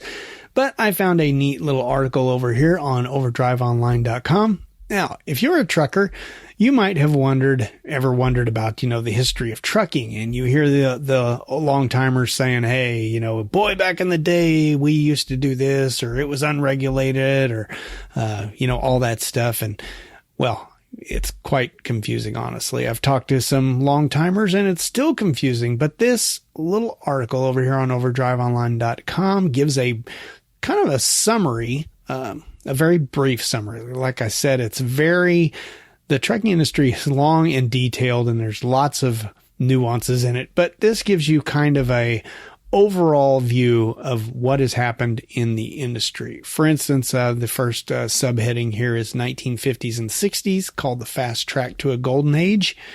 The 70s goes into the road to deregulation, which deregulation has always confused me because, I mean, I understand a little bit now from talking to the long timers, but, you know, I always thought deregulation. Wait, I thought everybody's saying we're too regulated now. So why would we want to be deregulated? Well, it'll make more sense to you if you read this article. Sorta. It's still confusing. The 80s and 90s, they say, is called an industry transformed. And then the 2000s up through 2010 was the enforcement industry arises. So, like I said, this is a very brief synopsis of it, but it's part of a series of articles that is explaining the history of trucking. So if you, like I said, all these articles are over there on about our where? Overdriveonline.com. I almost said about truckdriving.com. Now, if you want to go there, you can get my ebooks, right? Or not. All right. So anyway, just thought that's a bit of interesting reading if you're really into the trucking world and you kind of want to understand more of the heritage of it. Okay. Check it out. Overdriveonline.com. You know what I almost said right there, right? You know, this podcast isn't called Trucker Dump for no reason. Anywhere I can slip in some potty humor, I will. Well, thank you, overdriveonline.com, for giving me this ammo. Canadian province looking to require bathroom access for truckers. Yep, apparently Ontario announced that it intends to introduce legislation that, if passed, would mandate washroom access for truck drivers at businesses where they are picking up and delivering. Holy mackerel. I mean, What kind of world do we live in that we have to legislate bathrooms for truckers? Are we that nasty? Wait, don't answer that. I've been in trucker bathrooms. Maybe I understand why. But still, using the restroom is a common thing everybody has to do. And we've probably all been at these facilities here in the States even that just say, well, we don't have any restrooms for truckers. Or, yeah, it's out in that outhouse out there in the corner of the parking lot, Well, I guess that's better than nothing. But still, how crazy is it that truckers in 2021 still don't have access to restrooms everywhere? And I figured this was just America, but apparently not. It is rampant in Ontario. So I don't know if it's just Ontario, but good for Ontario for trying to take care of this. We'll see if it goes anywhere. If it does, I'll let you know because, hey, potty humor. All right, let's move on to one more story. It's a feel good. Well, not feel good, but you can help. OverdriveOnline.com has an article, OOIDA sponsoring 15th Truckers for Troops campaign. So this campaign is going on from November 8th to the 12th, and it will raise money for sending care packages to military members serving in combat zones. Truckers for Troops will also help the Veterans Community Project, making a difference in the lives of homeless vets. So both of those are really good causes. It says, during the campaign, new and renewal OOIDA memberships are discounted to a special price of $35. That's $10 off from the regular $45 dues. That's $35 a year. 10% of the amount paid during the campaign will go towards the Truckers for Troop Fund, and then OOIDA will match those funds. They say that since 2007, OOIDA members have raised more than $500,000 to send packages to troops overseas and for veterans causes in the U.S. So that's cool. Way to support our troops there, OOIDA, and all of you who have supported this Truckers for Troops campaign in the past. And hey, if you want to get in on that, make sure you do it November 8th through 12th. And you can, well, it doesn't have a link here, but you can probably just go directly to the Owner-Operator Independent Drivers Association website. Well, gee whiz, I guess that about sums it up for the news, unless, like I said, something urgent pops up at the last second, which I'll probably edit in if I need to. But for now, I guess we can just move on. Well, I should have known I wasn't going to get out of here without at least one edit point in here. Yeah, a couple more stories popped up that were relevant to what's going on right now with the vaccine mandate. Anyway, you remember how I was speculating earlier that the ATA was the largest trucking association? Well, apparently that is true.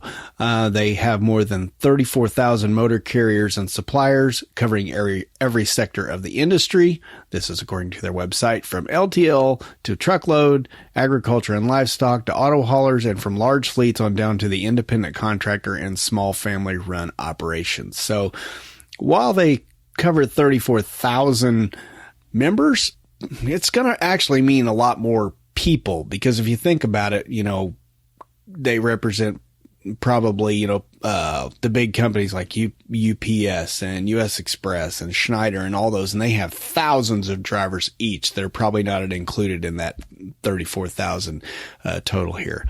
But you may ask, why is that even relevant? Well, okay, got this article over here on freightwaves.com, and we were talking about Chris Spears from the CEO of the ATA. He had requested that exemption from the mandate.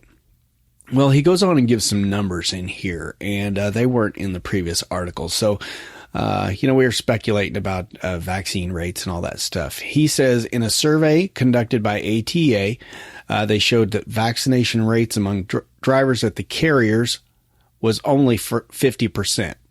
Of that, half who had not been vaccinated, 62% said they would not get vaccinated under any circumstances. The survey also showed that 25% of the drivers would leave trucking completely if forced to vaccinate, and 49% would move to a smaller carrier not subject to the vaccine mandate. So that is exactly what I was saying earlier. It just seemed to me like a lot of them, well, 49% apparently, who are now company drivers for big carriers would probably just move to a smaller carrier. So they wouldn't exit completely. But boy, 25% of the drivers say they would leave trucking completely. Well, like I say, even if the 25% is a lot of big talk, it's still, if even 10% gets affected, that's going to be a big number. I think I figured up 3.5 million CDL holders in the United States. We don't know how many of, those, well, it says about half of them, 62%.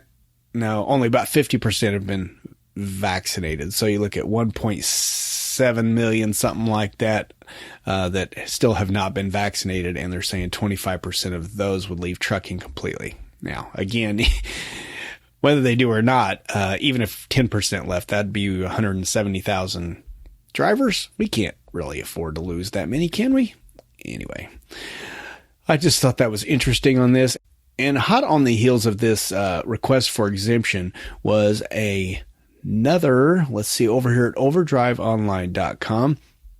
And this is a new bill that would exempt truckers from COVID vaccine.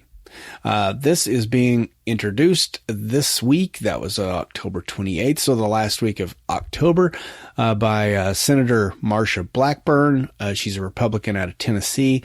And if passed, she wants to exempt all essential workers, including truck drivers, from the mandate. So, of course, we won't know anything on this for a little while. But if you're interested in this, just, well, you know where to find the show notes, right? Okay. All right. Now, let's get on with the show. Maybe. Possibly. If nothing else pops back up. Nope, spoke too soon. Man, am I ever going to get this podcast edited and done? I don't know.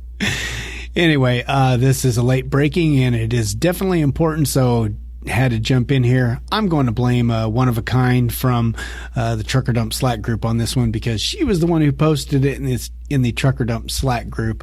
Found this one on cnbc.com. And it is about, of course, the vaccine. Apparently, late breaking. This was on, let's see, November the 5th. Apparently, the Labor Secretary, we were talking about earlier how Chris Spear from the ATA was saying that things were looking up and every indication he had from the Labor Department said that truck drivers would be exempt. Well, here is a quote from Mr. Walsh himself, who is the Secretary of Labor.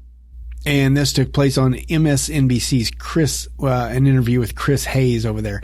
His quote says, "We've heard some pushback from truckers today. The ironic thing is most truckers are not covered by this because they're driving a truck. They're in a cab. They're by themselves. They wouldn't be covered by this."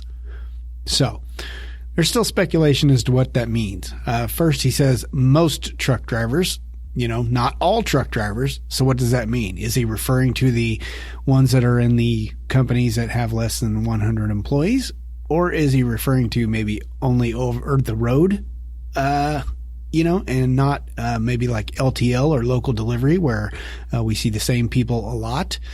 We just don't know yet. And honestly, I'm not doing another re-edit on this podcast. It's going up. Any future, anything in the future, that I discover, I'll put on the Facebook page, in the Facebook group, and in the Slack group, and let y'all know that way. I'll put it on Twitter too. If you're still one of the rare people who's followed me on Twitter, since I don't hardly ever post over there. Anyway, one thing that wasn't pointed out earlier was that this vaccination and testing requirements would apply to truck drivers who work in teams. That means 2 people in a cab, or those who interact with people in buildings at their destinations or starting points. So this came from Labor Department spokesperson on CNBC. This one confuses me because those who interact with people in buildings at their destinations or starting points. Well, okay, LTL usually has a destination and a starting point, but hey, don't over-the-road drivers? I mean, yeah, some mornings you wake up and just take off and you don't talk to anybody, and you may not talk to anybody for a couple of days or something, but you are going to be talking to people at origins and destinations. correct? Yeah, still a little confused by this. But, just the fact that those words came out of Mr. Walser's mouth does, indicate good things, but I'm not going to hold my breath. I'm trying to keep a positive attitude here and hope for the best. We will see. But for now, I swear, it's over. We're going to move on, and I'm not coming back. In the great words of Boston, yeah, baby. That's what I'm talking about.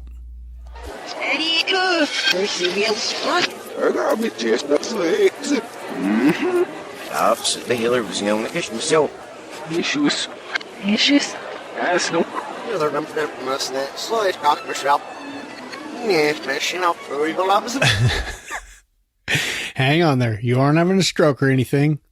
This is kind of a unique Trucker Grub segment. One where we have to correct a wrong. Okay. Now, if you remember, a long time ago, a driver named David White, who also goes by Driver Dave, wrote in to tell us about a truck stop in Ontario that was really good. Well, he's reversing that decision. So I thought, what the heck? I'll just play the opening to that clip in reverse. So that explains that. So anyway, Driver Dave writes, nothing really to offer for the food bag part of the show. Food bag. Close enough, David. This is sort of an edit, a negative addition. I mentioned some time ago that the 10-acre truck stop on the 401 in Ontario at exit 538 east of Toronto was a good stop for food. No more. The new owners have gated the lot and charge for parking. The restaurant is or was open only from 8 to 1600, so 4 p.m. Big deal. After that, the place is locked up. No access to food, showers, washrooms. You get the idea. New owner has run the once great place into the mud. On a positive note, they did fill in some potholes. Avoid this place. Roger Beep. Well, did they run it into the mud? They fixed the potholes, so maybe they ran it out of the mud, Dave. Anyway, I appreciate the update on the 10-acre truck stop on the 401 in Ontario. Avoid it at all costs, apparently. So with that, if you have a place that you really love to eat that you can access in your truck or within a close walk, give us a shout. That's what the Trucker Grub section is for. Not the food bag part of the show. Dave, I'm so disappointed. Anyway, if you have this, just send it audio comment to Trucker Grub. No, dang it. I always say Trucker Grub. I don't have that email address. Send your email to truckerdump@gmail.com. Audio comments only. 3 minutes or less. Tell us a little bit about the place, how you get there, where you can park, what the food is like, maybe your favorite dish on the meal, atmosphere, all that good junk. Again, send that off to truckerdump@gmail.com. Thank you. And thanks to Dave for cluing us in and letting us know not to stop at this particular hellhole anymore. And thanks to you, whoever you are, who sends the next Trucker Grub clip. Hint, hint. Man, oh man. I just read that fuel prices are up in the stratosphere again. Not cool. Now, I'm a company driver, so I don't really pay attention to fuel prices, but you bet your tush I would if I were a fleet owner or an owner-operator who pays the fuel bill every month. And that's why you should check out Volvo's new D13 turbo compound engine that comes standard in every V&L series truck. To learn more, go to volvotrucks.us to watch a cool video to see how it works, or just click a link in the show notes. Basically, there are itty-bitty fairies in each cylinder that suck up the fuel and fart powerful vapor to keep those pistons pumping. Either that, or it's the wave-shaped piston design that uses fuel more efficiently. I honestly can't remember which. But what energy does manage to go unused? Tiny little blue pixies use their adorable little wings to redirect it into the turbo compound unit where it puts that extra energy to use. There are also wee little elves telling the D13 TC to use more or less torque based on the weight of the load. Who knew elves were so good at math? Now, all that magic going on translates to the D13 TC engine being 6% more fuel efficient than their D13 and up to 11% better than the 2015 engines. And I've also heard that if you ask nicely, those wise old elves can crunch the numbers to help you choose the precise configuration of D13TC for your application.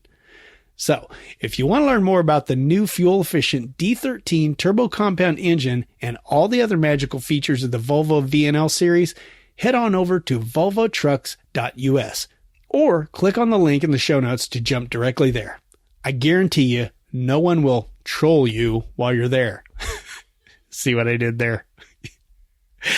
Thanks to Volvo Trucks for sponsoring this episode of Trucker Dump and for always letting me be the dork that I am. All right, on with the main topic. You know, every single episode we're on here talking about driver retention, driver recruitment, how important it is we keep drivers in this industry. How do we do that? You know, what steps do we need to do to make drivers happier? You know, just want to stay in this career. Well, I was, of course, doing the research like I normally do, and I kept noticing this name pop up in all of the news feeds, and it is an organization called the Next Generation in Trucking. And I was reading about it, and I thought, this is a really cool idea. I reached out to them, and they almost immediately responded. So they are eager to get the word out. They've been doing a lot of interviews. You may have seen this name going around a little bit, but I was originally trying to get both Lindsay Trent and Dave Dein on the show to talk about it. They are co-founders of the Next Generation in Trucking Association. And well, Lindsay couldn't make it, but we did get Dave, and it just turned out to be a great interview. I hope you really enjoy it. Dave is not only the co-founder of the Next Generation in Trucking Association, but he's also the CDL coordinator instructor at Patterson High School in California. So he's already putting this into practice. So anyway, what is this? I guess we should just get on and let Dave tell you about it. All right, so welcome to the show, Dave. Hey, Todd, how you doing? Pretty good, pretty good. Hey, we're here to talk today about Next Gen Trucking. That's your organization, right? Yeah, that's right. I'm a co-founder of the Next Generation Trucking Association, and we actually got together with a colleague about 2 years ago. Her name's Lindsay Trent, and we started having a conversation as far as what's being done in the industry to support the movement of kind of educating the youth and getting more people interested in trucking. So we kind of pulled that together and put together a board of directors, and we launched it in July of 2021. Yeah. And I'm guessing when you guys got together and thought about what's being done about it, your answer was nothing. Oh, pretty much. I mean, we found some, a couple isolated places where people are trying to get involved. They're kind of doing their own thing. But, I run a high school truck driving program here in Patterson High School in Patterson, California. We launched our program. This is our 5th year. Okay. And we kind of saw the need growing back then. We actually have an existing supply chain and logistics management program here at the high school. Wow. So students actually learn warehousing skills. They get forklift certification. The third component that was missing was truck driving. And so we decided to bring that in 5 years ago. Oh, wow. Yeah. See, I noticed that over here on your website, which is nextgentrucking.org. I would highly suggest everyone listening to this to go over and check that out. And there is a membership brochure that you can download and check out. It's very informative. I noticed something on here that it said right now there's only 6 high schools in the U.S. offering any kind of CDL driver program. Yeah, it's sad. It's we kind of missed the mark on this one as an industry. When we started our program, there was only 3. Maine has actually been involved in this for about, probably 20 years. And you can actually get a CDL in Maine at the age of 16. Whoa. So they kind of push this through to help the logging industry, which is fantastic.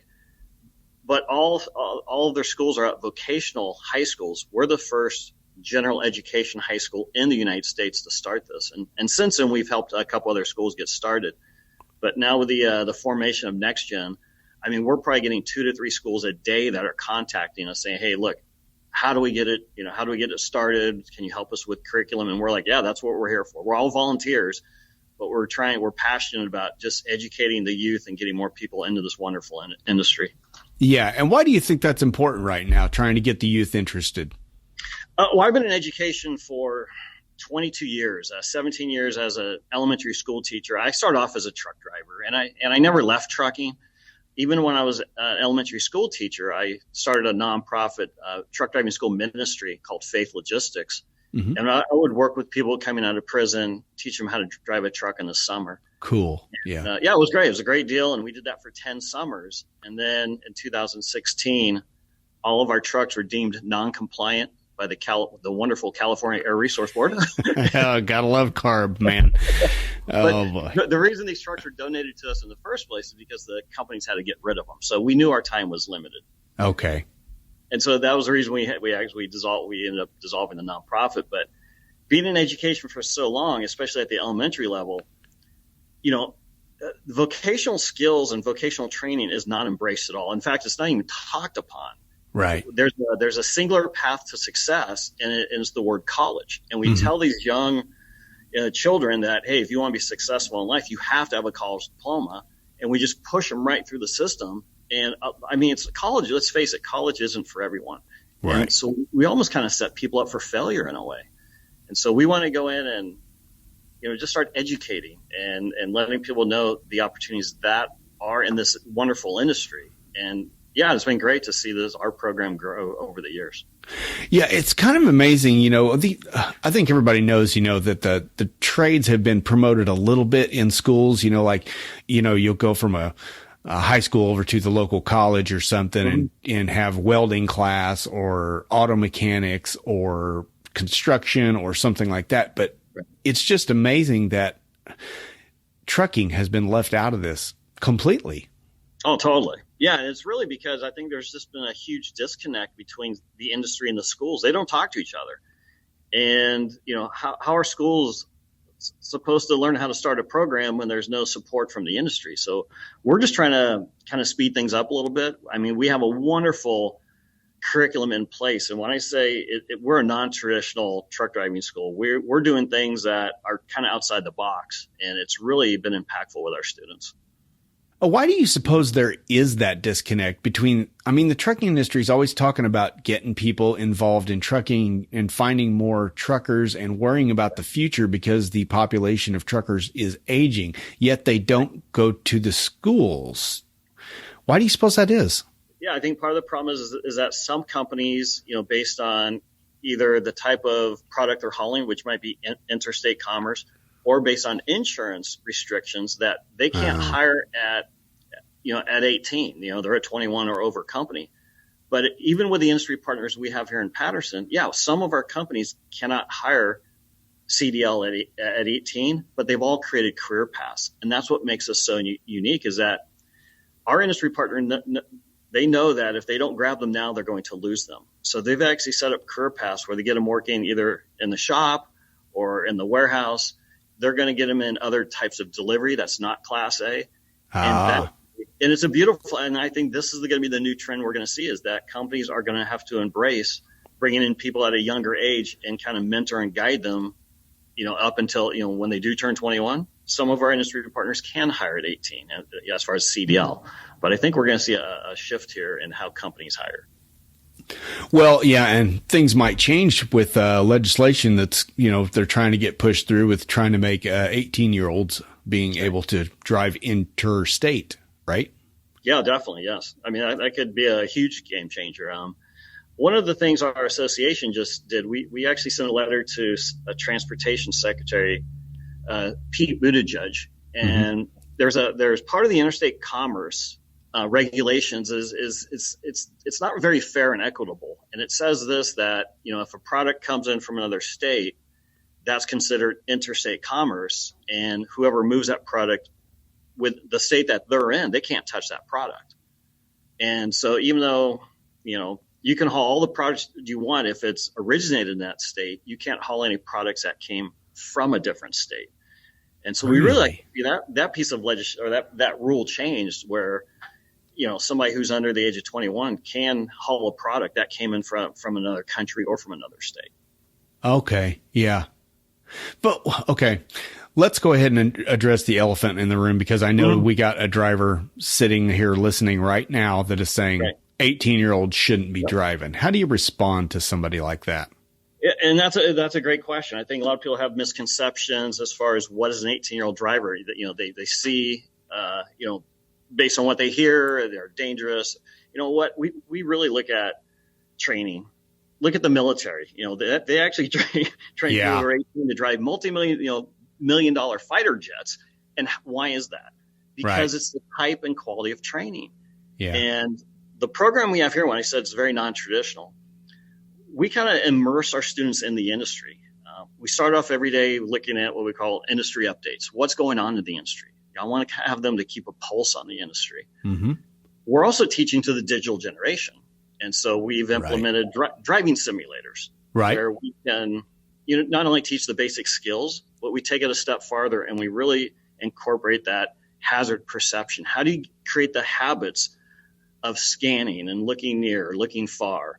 And also, what do you do in those situations where it's very hard to replicate in real life? For example, a front tire blowout. Yeah. And so they know how to react in these situations. More than anything else, I think it's the attitude of the students. And by being in this classroom and just kind of being immersed and making connections within the industry, a lot of guest speakers, a lot of field trips, they start to become part of that community. And this is my opinion, but if you talk to our industry partners, oh my gosh, they are literally blown away by the quality of person that they're getting, regardless if they're 18 or 35. They're impressed with their skill level, their maturity level. Mm-hmm. Every industry partner that we send a student out to, who graduated from the program, they always please send us more. We're just so impressed with how they handle themselves. And it really comes down to the type and quality of training. My thoughts on this whole 18-year-old thing is, I know a lot of long timers, think that they're just too young to drive, but I don't get it, because if they're already driving intrastate, okay, you got an 18-year-old driving around LA and that's fine, but he can't cross into Arizona. It makes no freaking sense whatsoever. No, it's not fair and equitable, because, I'm in California, so we can run a driver, from the border of Mexico up to the border of Oregon, over 700 miles. But because whatever state you're domiciled in, whatever state you get your license. So if you're from a small state like Rhode Island, you're pretty much hosed. Yeah. Right? So it's all based on geographic. We have a lot of real estate. So the states that have more real estate, they have more opportunities for drivers under the age of 21, which isn't fair.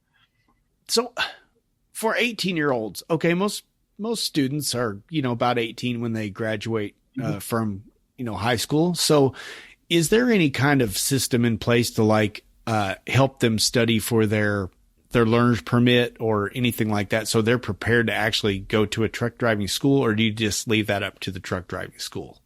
No, we prepare them for their CLP. So once they leave our program, not only do we meet the entry-level driver training standards, those are the new federal standards that go into effect February 7th, 2022.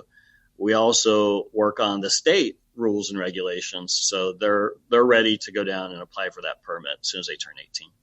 Yeah, and see, that's one less thing that the trucking school has to worry about. That seems like they would be good partners too, it's fantastic, because they want to get somebody who's already prepared. They don't have to teach them the pre-trip stuff, because honestly, with a lot of students, that's usually what takes the longest. It's just learning all the parts on the truck, Yeah. So you're right. When they leave our program, they'll still review the pre-trip once they start behind the wheel training, but it's not they've already invested the time to learn it while they're here in the high school program. So that 110 hours is literally 110 hours of behind the wheel training. It's not, half pre-trip, half behind the wheel. And that's what's great about it. Yeah, these schools, they could focus more on the actual driving and less on all the paperwork stuff. I know my paperwork was the first 2 weeks of my 6-week class, that's a third of the class gone, where I could be out learning, to shift and turn corners and, safety procedure, emergency maneuvers and all that good kind of stuff. Yeah. And even things like with shifting, since we do use the driving simulators, it's amazing to watch somebody learn how to shift on a simulator, because literally within 2 weeks, you can walk up to a student, carry on a conversation with them, and they're just like hitting every gear, and they'll tell you what gear they're in. And because I know when I used to work with adults, and you take an adult and put them into a truck day one, it's sensory overload, right? They're trying to focus on everything around them. Every time they miss a gear, they just look down at the shifter, like that's going to solve the problem. And it's just grind. But been there, done that. Yeah. So with the simulators, it creates that muscle memory. So I'm not saying they're not going to be overwhelmed that first day in the truck, but that muscle memory is going to kick in. I guarantee you they're going to be able to shift that truck.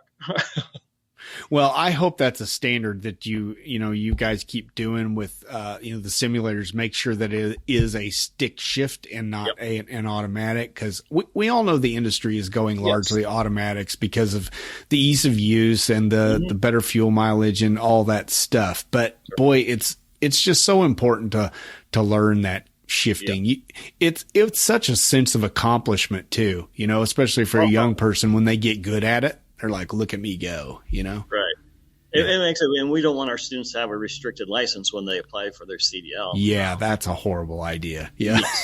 And in the company we work at, the company's ATS, they do such a beautiful job with their simulators. Yeah, we can actually switch between automated transmissions, 10-speed transmission, and the latest one that they just gave us, the new program, is actually for the new Freightliner E-Cascadia, which is the electric truck. Ooh, wow. Yes. And so the whole dash replicates what it's going to look like if they drive an electric truck someday. So it's like, this is pretty cool stuff. Yeah. Well, that's the beauty of software. You can just update it to whatever. I mean, you could probably even switch it and say, this is a Volvo. This is a Kenworth. This is a Peterbilt. I mean, you wouldn't really need to, but it's kind of cool that you could do that to give them that kind of an experience. And you don't have to go out and buy a bunch of new trucks, Exactly. Yeah. And it's also great. We can, replicate different weather conditions. We can actually, add drivers that you're sharing the road with that might have road rage or distracted drivers. And so it's amazing what you can, kind of recreate on that simulator. That's going to give them some real world experience. Yeah. Please tell me on that simulator somewhere you got somebody flipping them the bird. Seriously. That would be pretty funny, actually, if it was some student sitting down there and they're driving along. That dude just flipped me off, man. Yeah. Not cool. No. You say, focus on the road. That's going to happen a lot. Exactly. Yeah. That's all right. Good. Well, and you talk about the digital stuff, and that just lends itself to younger people nowadays, like the old school guys go, you can't learn anything from a simulator. Well, you know what? Kids can, because they're good at video games. And, like you said, you can't simulate. Well, as a matter of fact, you're dealing with a lot of high school kids. You can't put them in a truck and tool them down the road to help them learn this stuff. You really don't have any options. So that is your best option. Right. And we're mainly classroom instruction only. We're not behind the wheel training. So we work on the entry level driver training standards, the theory portion. Yeah, we have the 2 driving simulators. We have a truck on site we use for pre-trip inspections, our air brake tests. We can do some coupling and uncoupling and some limited backing. Once students, they complete our program, if they're 18, they re-enroll in our adult education program, and we use adult education funds to contract through another truck driving school that actually does the behind the wheel training for us. And that's another 110 hours. So our program is 180 hours classroom, 30 hours on the simulator, and then another 110 hours of behind the wheel training. And literally only about 20% of our students complete the entire program and actually obtain a CDL. We're a high school, so we do get a lot of window shoppers. Sure. And that's fine. I want people to learn about the industry, and but not everyone who goes through we're not here to fill seats, and I'm not trying to push as many young people into this industry as possible. I want to make sure the people we do put in the industry are qualified and ready for that. And like I say, not every graduate will go into CDL day one. A lot of them are going to be working the warehouse, the shop, but guess what? They're in the industry, and that's what's most important. Yeah, because, warehouses are needing a lot of people now too, so. Yep. Yeah, that's awesome. Yeah. Boy, this has been needed for so long, because like you say, kids come, some of them are just like, well, I don't want to do college, or they even try college and they hate it, and Right. Well, here's something that's really interesting, because the demographics of the students who are taking this class have totally changed over the last 5 years. First year, we had a lot of students that just, they didn't maybe do so well in a traditional classroom, which is fine. Mm-hmm. This year, I went through and looked at the students. I kind of look at, discipline and their grades. 33% of the students who are taking the class this year are 4.0 students, right? Yeah, wow. And it was all because that last year I tested 135 11th graders, and I gave them, it's called a job behaviors assessment, mm-hmm. which is an assessment that looks at the attributes that successful truck drivers possess. Mm-hmm. And anyone who scored high, I personally contacted them. I said, hey, look, you got the attributes, we can give you the skills. At least I want to, invite you to take the class. And because of that, I have this higher percentage of these 4.0 students. And the great thing about these students is that, most of them do want to get their CDL to help pay their way through college. But after they go to college and end up with that engineering degree, that computer software degree, they actually want to come back to the industry at some level, as far as, helping create the next technology in this industry. So we're not losing anyone. We're actually bringing more people in at a different level. And I think that's just fantastic. I see. So even if they go off to college and they get like you say, their software degree, they might come back in the IT department at a trucking firm, because exactly, or a warehousing place, because they're already steeped in that environment, like you said. Exactly. Or they want to be a part of the next new technology as far as the creation of that, the industry is changing so fast on a daily basis with new technologies. So this is great. I'm not surprised about that 4.0 student thing, because I remember in high school, when I did pretty well in high school, and my senior year, I could have taken a higher math, but I really hated math. And I thought, why don't I take that practical math class? Right. And that was like the math for losers, Well, this loser learned how to balance a checking account, and how to, how interest worked and things like that. Practical things. Yep. Like driving a truck for a living, Yes. Well, and it's something that's so far out of mind. Sometimes the trucking world is just so, it's interesting to people because it's so, I don't know the word I'm looking for. It's so unknown, I guess. They just don't, it's like a separate world to them that it's not even brought up. No counselor's ever going to bring it up to them in high school. And so they don't even know it's really an option. And they don't know, maybe they think, I got to drive that big rig all over the country, and I don't really want to do that. I want to stay home and start a family and stuff. Well, they learn, I'm guessing through your program, that you don't have to go out on the road for 6 weeks at a time. Right. There's all kinds of options, even like you say, working at a local warehouse and maybe just hauling local freight around the city. And that comes right back to the education part. And I didn't realize the impact. I was invited to speak at a middle school career fair. This is pre-COVID, so 2 years ago. Mm-hmm. And I had that year I had my first female student, so I invited her to do the presentation with me, because I know we need more female role models. So I'm like, I want to get her out there as much as I can. Yep. And so they had us signed up underneath the title of logistics. So how many 7th and 8th graders do you think wanted to hear an old guy talk about logistics? No, that is a boring word. Yes. So I had zero. Yeah. So they forced, and I do mean forced, 90 students to come listen to me we did 3, 45-minute sessions. Mm-hmm. And Lady Lanning and I, I thought it was fun. It was interactive. We both had a good time. The students, they seemed to enjoy it. 2 weeks later, I get a stack of thank you cards in the mail. And being in education for 22 years, it was very obvious which ones were force written. Yeah. They're almost written with anger. Like, yeah. Just pressing so hard, the graphite, the shrapnel. And I'm like, shrapnel. Yeah. But then I saw some other ones that were more genuine. Uh-huh. And the genuine card said this: based on your presentation, either A, I'm now going to consider the trucking industry, or B, I'm definitely going to take your class. 47% of the students who heard a 45-minute presentation now have an interest in this industry. Yeah. We got to do a better job. We got to get out there more, and we got to start educating. Yeah. Wow. Okay. So what's the plan to get this into all the schools?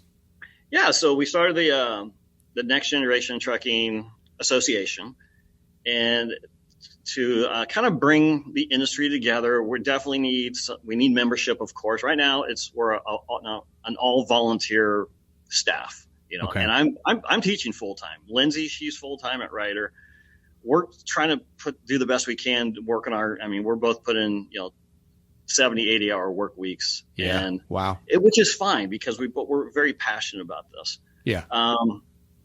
But we definitely need to bring the industry together. We'd like to get some people on full time, and then, be able to have that time to start working with the schools to help them develop the curriculum. And I want to share what we have here at Patterson High School, how we have our program set up, how we do our recruiting, how we, what does it look like as far as industry partners? How do you create an advisory committee? There's a lot of different components that we learned over the last 4.5 years that I want to share with these schools, so that they don't need 2 years to start a program, because the industry can't wait 2 more years. We got to get these programs up and running today. Yeah, we do. And okay, so again, I'll point to the membership brochure that you have on your website here. So anybody can join this, right? And just help the cause here. Like I noticed, professional truck driver, technician, $30 to join for a year, and you can help this cause.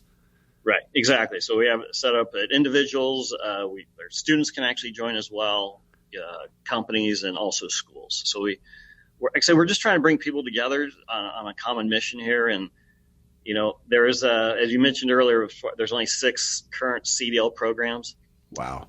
Now keep in mind that these it's called career technical education programs. These are funded through federal money. So everything, the simulators that people see in our classrooms, we did not use 1 penny of high school general education money. This is all federal money that goes out to the states, and the states divide it up to schools that are pursuing in-demand careers.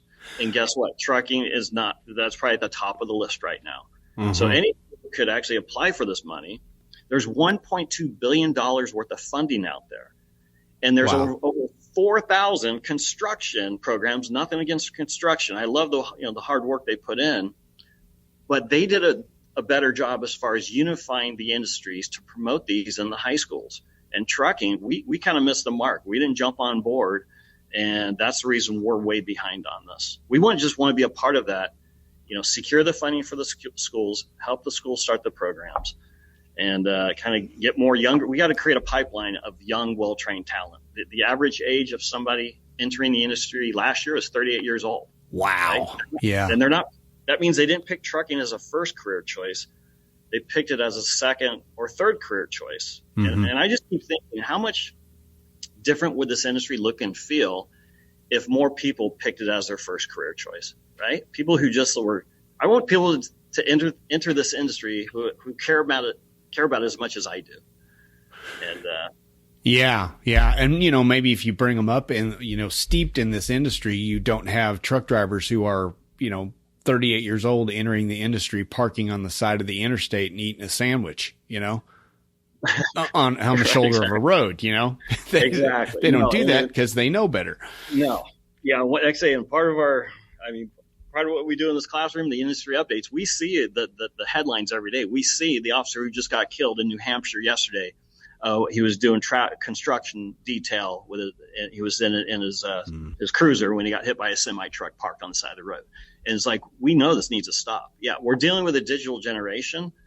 We know the cell phone is part of their lives, but they also know that trucking is something you cannot take. You can't take any of those risks. It's a no phone policy, regardless of hands free or not. We don't care. The phone is not a part of this job as we teach it here at Patterson. Yeah. Well, it's a good thing to get in somebody's mind for sure. That's yes. Early on, and like you say, that's really hard for those younger people, I'm sure. Heck, for even the older people. It's interesting because it really hasn't. I mean, we talk about it so much, and we see the after effects of what happens when somebody is distracted and driving. And literally, the first couple of weeks are kind of like maybe a little uncomfortable. And I say, I'm here to help you. If you want to lock the phone up during class time, whatever it takes. But just remember, when you get on that truck, you're going to be making your decisions. We want to make sure you're making the right decisions. And so it's about creating new habits. And that's part of what we're doing here. Well, that sounds like, when you're putting the responsibility in their lap, it's part of what you were talking about, how they take responsibility, how they're better rounded, and more prepared for the job. That's awesome. I did want to back up to the money a minute. You were talking, I was thinking earlier, what is all this membership money, and you have supporters that, for higher dollar values and stuff like that. And I was thinking, well, why is this money having to go towards this program? Because shouldn't that be federally or state funded? And you answered the question that it is. So basically all the money that is raised by Next Gen is just going towards awareness, trying to get these systems going. Once you convince the school board to do something about it, then they can just say, hey, there's a lot of federal funding over there. Give us some of it. Yeah, there's like I say, the majority, we got to get some. We need some full-time staff right now. We know we can accomplish a lot more with people doing this full-time versus I'm squeezing in literally between class periods. I'm trying to check emails and I like I say I'm not leaving the classroom. I'm still working on my program here, but we also need to help. We as a Next Gen Association, one of the things we want to do as far as the education piece is create a one-day curriculum, something that we can get out to freshmen. And something that we can send out to the schools where the teacher doesn't have to create anything. We want it fun. We want it interactive. Probably it'd be some tied into our website as far as maybe even doing some driving simulation. We're still working on that component. But we wanted to have a one day where we can actually go into these high schools, educate virtually. And we know that's going to take some resources. And we also need to create a more of a concise as far as how the curriculum is put together, something that, like, as a high school teacher, if we buy a science textbook, there's teachers additions that come with that kind of outline the program, and it gives me additional resources. We want to create something like that we can make sure we get out to those schools so they have all the resources available when they start these programs. Right. Yeah. And you need money to do that. Yes. Well, let me give the phone number here. It's for anybody interested in joining this. I'm going to do this as soon as I get off the line here with Dave. This is such a great cause. Let me give you the phone number. It's 502-483-1478, or you can just email them at info@nextgentrucking.org. There will be a link to both of these in the show notes. And of course, you can just go to nextgentrucking.org and find contact information and all other sorts of good stuff here, right? Yeah, definitely. Awesome. Thanks. Yeah. Okay. Well, I have additional questions on this. I am just really curious how you're keeping younger students like this engaged in a year. Is it a year-long program? How long is it? It's a year long. So it's 1 hour a day. So it's an elective class, part of our supply chain and logistics management program. Okay. So how do you keep them engaged that much? I mean, there's only so much, if they're not driving, how do you keep them? In fact, there's not a lack of curriculum. In fact, I'm in the process now of actually taking our existing program and turning it into a 2-year program, just because I feel that there's so much more that we can to add. I mean, it's a very hands-on class. So I have a typical hour. We do our daily updates. We go right into a work-lead training, and work-lead teaches the proper way to perform industry-specific body movements to reduce workplace injuries.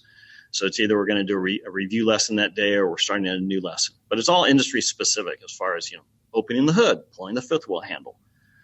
Things no one ever taught me the proper way to do, and I realized that I've been doing it wrong my entire life. But great, now you got me paranoid to think, what am I doing wrong? Crap. But we want our students to have long, healthy careers. Yeah. This year we're starting a new program through the Trucking Fitness Company that is going to it's more of health and wellness. even though one of our ELDT standards is on health and wellness. We just feel it needs to be more intentional and more consistent. So when they do leave our program and they're out there in the real world, that they can make those good, healthy choices as far as diet and nutrition and also exercise. So we actually have some exercise bands that they'll take with them that they can do, some exercises while they're out there on the road. So, and then we have the simulators. We have a truck on site, with our guest speakers and field trips. It's a very active environment. And I think that's what students like about it. It's not a traditional classroom. You just don't come in and sit for an hour. I mean, you're up and doing something. I wanted to create a classroom that I could have been successful in when I was in high school, because I was not a very good student. I was a DF student. And it wasn't until I went to a truck driving school in 1988 and I started getting all A's that I finally realized. I'm good at something. Yeah. Well, I realized I'm not stupid. Yeah. I just didn't care in high school. Right. And I see so many young people coming through the system that plainly just don't care because we haven't given them anything to care about. And it's like, how many are we going to lose along the way? Because, what we think is education, it's not one size fits all. We got to be a little bit more dynamic in how we create these classes. Yeah. You mentioned field trips. Everybody loves a good field trip in high school. Where do you go? The saddest thing I heard, we were on a field trip 2 years ago before pre-COVID. And the student, we actually bought our own logistics van. So we can actually take students out in the van. We used our CT. We applied for money. It's not high school money. This is all CT money. Uh-huh. And we have our own van. And one of the students said, "Hey," he goes, "Mr. Dein," he goes, "this is the first field trip I've been on since 5th grade." I'm like, because and there's always field trips going on at our high school, but it's always for the students that are, either the athletic students or the students that are really smart, the academic students. Mm-hmm. It's for everybody else. But what about the C students who just haven't, found their path in life yet? And they kind of get neglected. And so we're kind of like, that's what's great about trekking, right? It's a community of everybody. And that's who we have in this class, is people from all different backgrounds. And we just want to make sure that everybody is very inclusive, and that, they do have these opportunities to get out there just like everybody else does. Yeah. Like you said, it's not really just about saving the trucking industry and helping the trucking industry. It's about helping individuals who are lost, and need something to do, in their lives. I'll tell you, I didn't realize the impact our program was having. When I kind of got this thing going, I was like, I'm going to teach truck driving, right? Mm-hmm. First year, about 2 months into the first year, I had a parent that came to me one day after school, and he goes, "I'm here to shake your hand." And I'm like, "For what?" And he said, "For saving my son." And I'm like, I don't understand. And he says, "Well, before Javier, his son, took your trucking class, he goes, we're losing him." He says he was on a path of self-destruction. He had no self-esteem. He had no purpose in life. And he was tied up in drugs and gang violence. And he said, since he took your class, man, he goes, we've seen a change in him. He's just like, he's excited now. He feels like he's somebody. And that young man, Javier, he completed the program. He got his CDL. He's the first graduate of the program that first year. He went on to become one of the youngest drivers for a local trucking company. They called me, very shortly after they hired him. They said, "Send me more Javiers." I just talked to him recently. He was doing some work over in Nevada, some cement work, driving a cement truck, and he's now in the process of buying his first truck to start his trucking company. Wow! Yeah. And I'm like, he's told me, he says, "Mr. Dein," he goes, "I'm so thankful because with his 9 homies that he hung out with in high school, he goes, 4 are incarcerated and 2 are deceased due to gang violence." And he goes, "I'm the lucky one." Oh. And I'm like, that's one of those like, oh shoot moments where it's like, you just didn't change one person's life. You changed a stinking generation. Right. Yeah. And I'm like, that's when I started taking my job. Like, oh my gosh, I definitely got to make sure I do my job well. Yeah. Yeah. I don't screw this one up. That's great. Yeah. I read a little bit about Javier on your website too. Yeah. And he's like the poster child for it. Boy, that's just great. I just talked to him. I talk to him pretty often, and he's telling me about buying his truck, and he goes, yeah, I want to, eventually grow my trucking company where I can actually come and actually hire students from your program. Wow. And like, how beautiful is that? And he does want to give back, and he does want to make our community better. And it's just a beautiful story. Yeah. And before he was just a punk on the wrong direction. Oh my gosh. Yeah. And he says either he was going to end up in prison or dead. That was his future.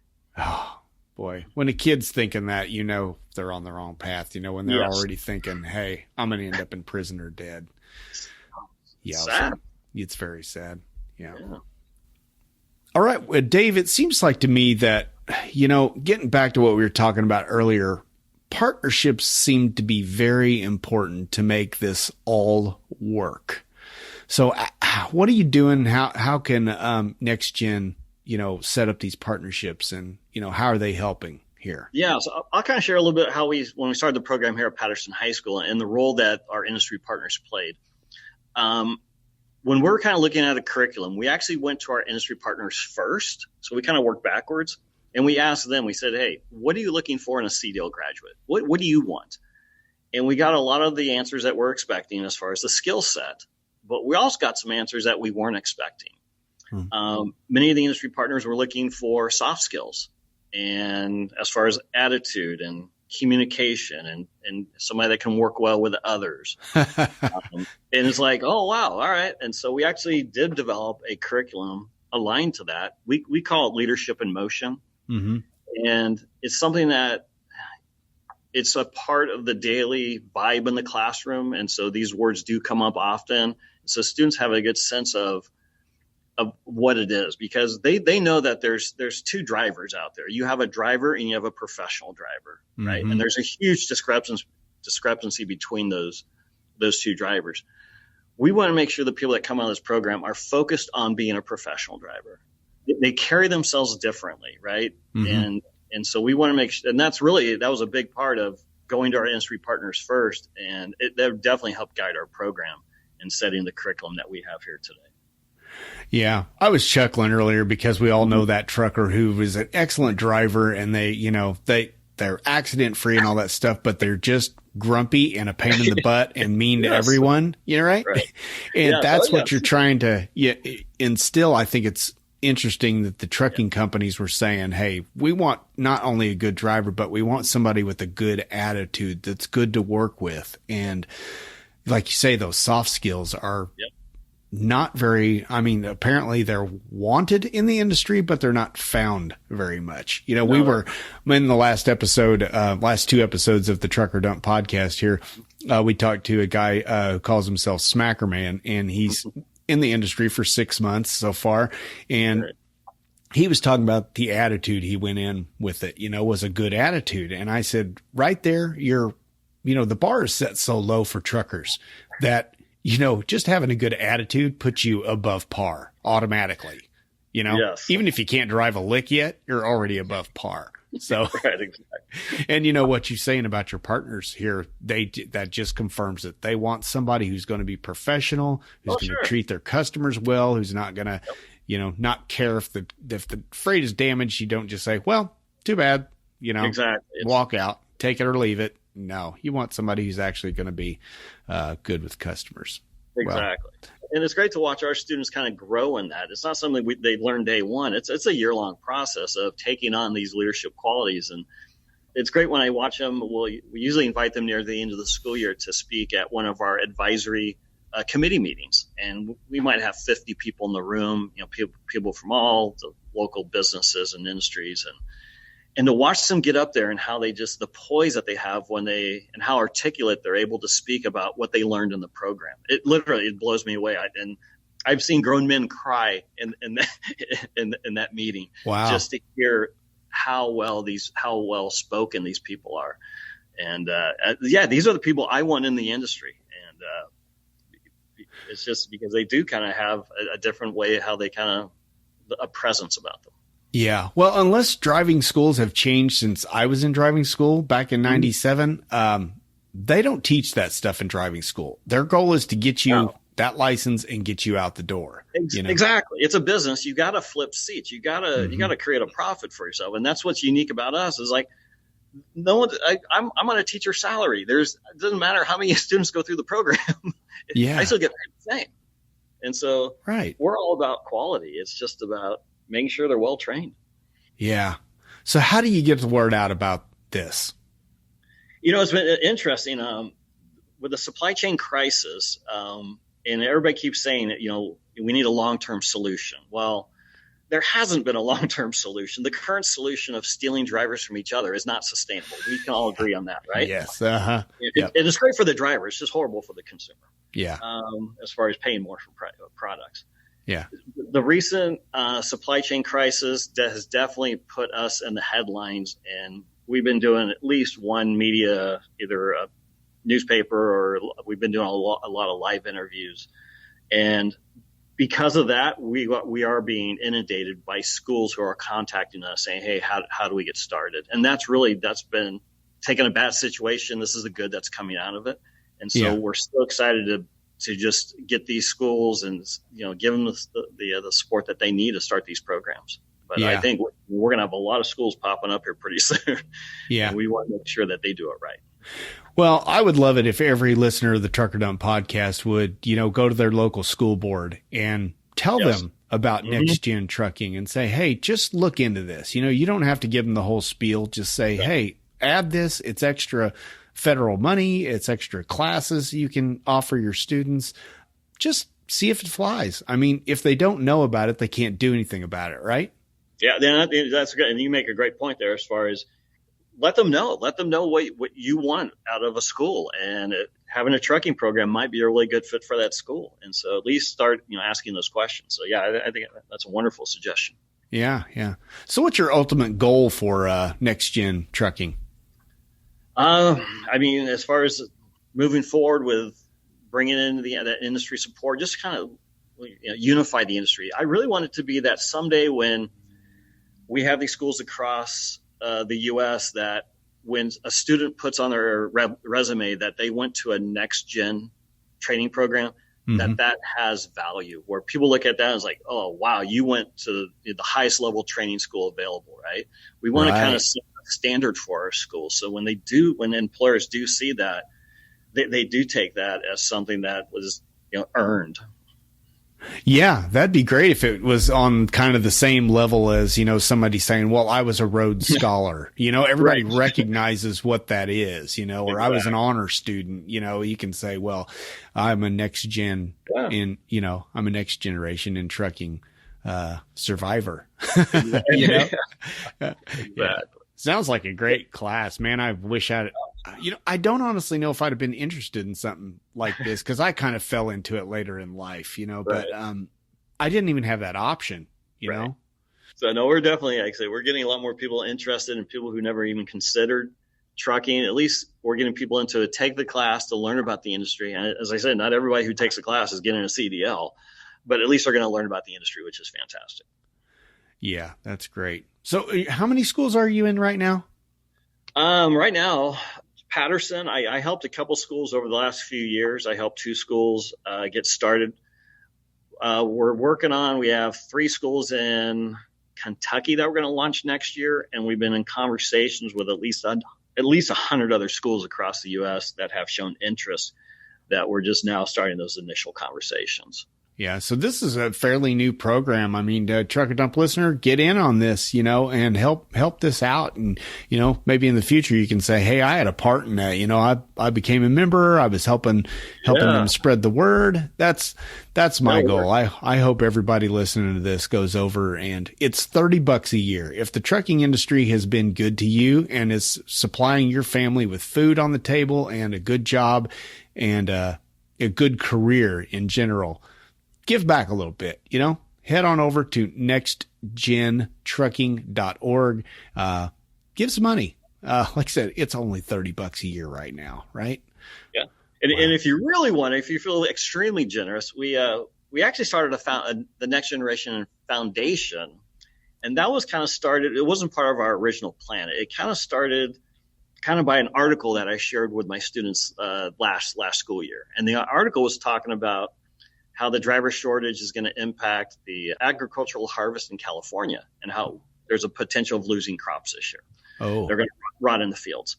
And so during class, I made an off-the-cuff statement. I said, you know what, guys? I should go back and drive this summer to be a part of the solution. Yeah. I chuckled when I said it. And the more I thought about it, I was like, yeah, I should go back and drive this summer to be a part of the solution. So I reached out to a former employer, actually one of our first industry partners called Morningstar Trucking. They haul cannery tomatoes. So the tomatoes going from the field to the processing plant. And we met with them. I said, I'd like to come back and drive, but I don't feel comfortable doing it for the money. And I told them I want to donate my money to the Next Generation Trucking Foundation. And that's really how the foundation started, because I need someplace to put my money. Oh. So we decided to start the foundation. Yeah. And Morningstar said, great, we'd love to have you back. We really love to have you back. And whatever you make this summer, we'll match. And I said, oh, fantastic. So that's the reason we started the foundation. And we're going to use that money to work with schools that might be interested in starting a program but don't have it up running yet, working with those counselors to identify students who are maybe underserved, don't have the financial means to maybe attend a truck driving school on their own. We want to provide some scholarship money so that we don't lose them from not entering the industry because of lack of financial resources. Right. Yeah. I'm actually going to mention this to my the safety director at my company that I work for. I'm a safety trainer, and I keep in contact with him. And this might be because he's part of the truck driving school that we have. And yeah, it's like why not get them involved in this? Maybe they will do like a match, or maybe they will just be interested in becoming a partner themselves. Right. And that'd be fantastic. Yeah, we actually have for those companies that want to join, or actually join as far as a sponsorship level, that just is able to bring those resources in and at a greater amount to really kind of get this movement going, so to speak.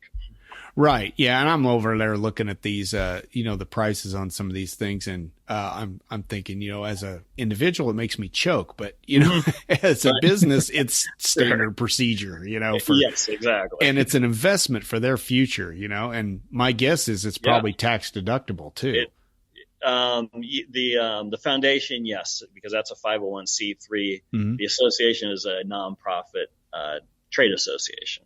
But you're right. It is an investment in the future, because what are your options? Are you just going to keep hoping and praying that people just enter this industry just haphazardly, and you're going to have drivers that you need? No, it's not going to happen. We know it's not going to happen. Right. And so why not be a part of helping us create a pipeline of consistent, well-trained younger drivers? Yeah. This is awesome. I mean, we all know we need good truck drivers out here, and it's just so hard to get them. When I hear about somebody, some kid who writes in, I got this kid who writes me all the time. He's 15, and he says all he's ever wanted to do is be a truck driver, and he would kill for a program like this. Oh my gosh. He would. Yeah, he would. And I'm like, dude, we need more guys like you, And then he's got a guy on a podcast calling him out and saying, dude, you're awesome. Do this, pursue it. I hope you're still interested in it when you get to be, of age to do it and everything. We can just help those guys along. Yeah. Wow. And that, like I say, that's kind of what's great about the high school program is we're able to create those mentorship opportunities. Some of our industry partners, they come in and they just build connections with the students. That's what we need. We for the younger people that come into this industry, I think anytime you go into a new industry, you need some sort of mentoring, somebody that'll help kind of guide you through the process. Right. Yeah. Wow. Cool. Okay, Dave. Well, I really appreciate you coming on the Trucker Dump podcast and talking about Next Generation in Trucking Association. It sounds like an awesome idea. I hope everyone gets behind this, and I wish you all the best. Thank you so much, Todd. I really appreciate this time. We're able to share more about our mission, and definitely ask people to jump on. It's an industry problem deserving of an industry solution. It sure is. All right. Thanks, Dave. All right. Thank you. I don't know how I keep managing it. It just must be dumb luck, but I just keep running into the most awesome people to interview. Earlier in the show, we had Will Leva, from Porter Freight. And then now we've got Dave Dein here. We just had a lot of fun behind the scenes also. Got a lot of good information out here, I think. I really hope you look into the next generation in trucking and, consider backing it, becoming a member. Like I said, it's $30 a year. Not that big of a deal, just a drop in the bucket, right? There are also lots of other tiers that you can join, some a little bit more, for, organizations, small carriers, individuals, retired people, just all kinds of ranges, including all the way up to corporate sponsorship. So be sure to head on over to nextgentrucking.org, and where you can get all this stuff is on the membership brochure. It's a free download there on their website. And also, while you're on the website, be sure to check out the job assessment questionnaire that Dave mentioned in the interview. This is the one that you might want to take if you're interested in trucking. It's just kind of like an aptitude test, kind of figuring out what kind of person you are, if you'd be a good fit for the trucking industry. So whether you're young or old, looking at a new career, or just somebody is in high school or maybe in junior high even. I don't know why you'd be listening to this podcast if you're in junior high, but hey, you never know. So anyway, you can get that and the membership fees and all that stuff over at nextgentrucking.org. And if you need additional information, you can call them at 502-483-1478. You can also email them at info@nextgentrucking.org. Of course, all this information will not only be in the show notes, but of course on their website. So again, thanks to Dave Dein for coming on the show and sharing all of this cool information about the Next Generation in Trucking Association. Cool stuff. Oh, and one more thing before we move on to the listener feedback segment, and please listen to this, please, with an open mind, okay? If you are a truck driver out there right now thinking, well, I ain't supporting this stupid organization because ain't no 18-year-old should be driving over-the-road trucks. Well, you need to pull your head out, okay? Just going to come out and say that because, like I've said many times in this podcast, we've already got 18-year-olds driving around this country. They're driving intra-state, inside the state. They're driving in L.A. They're driving in Portland. They're driving in Kansas City. They're driving in Chicago, they're driving in New York State, for Pete's sake, and like Dave talked about, they're driving all over the state of Maine up there when they're 16 years old. Now, again, you may think, well, that don't make it right. Well, okay. But if an 18-year-old can drive around the city and all over a state where there's rural and urban areas, what's the difference if they go across state lines? I just don't understand it. And again, open mind here.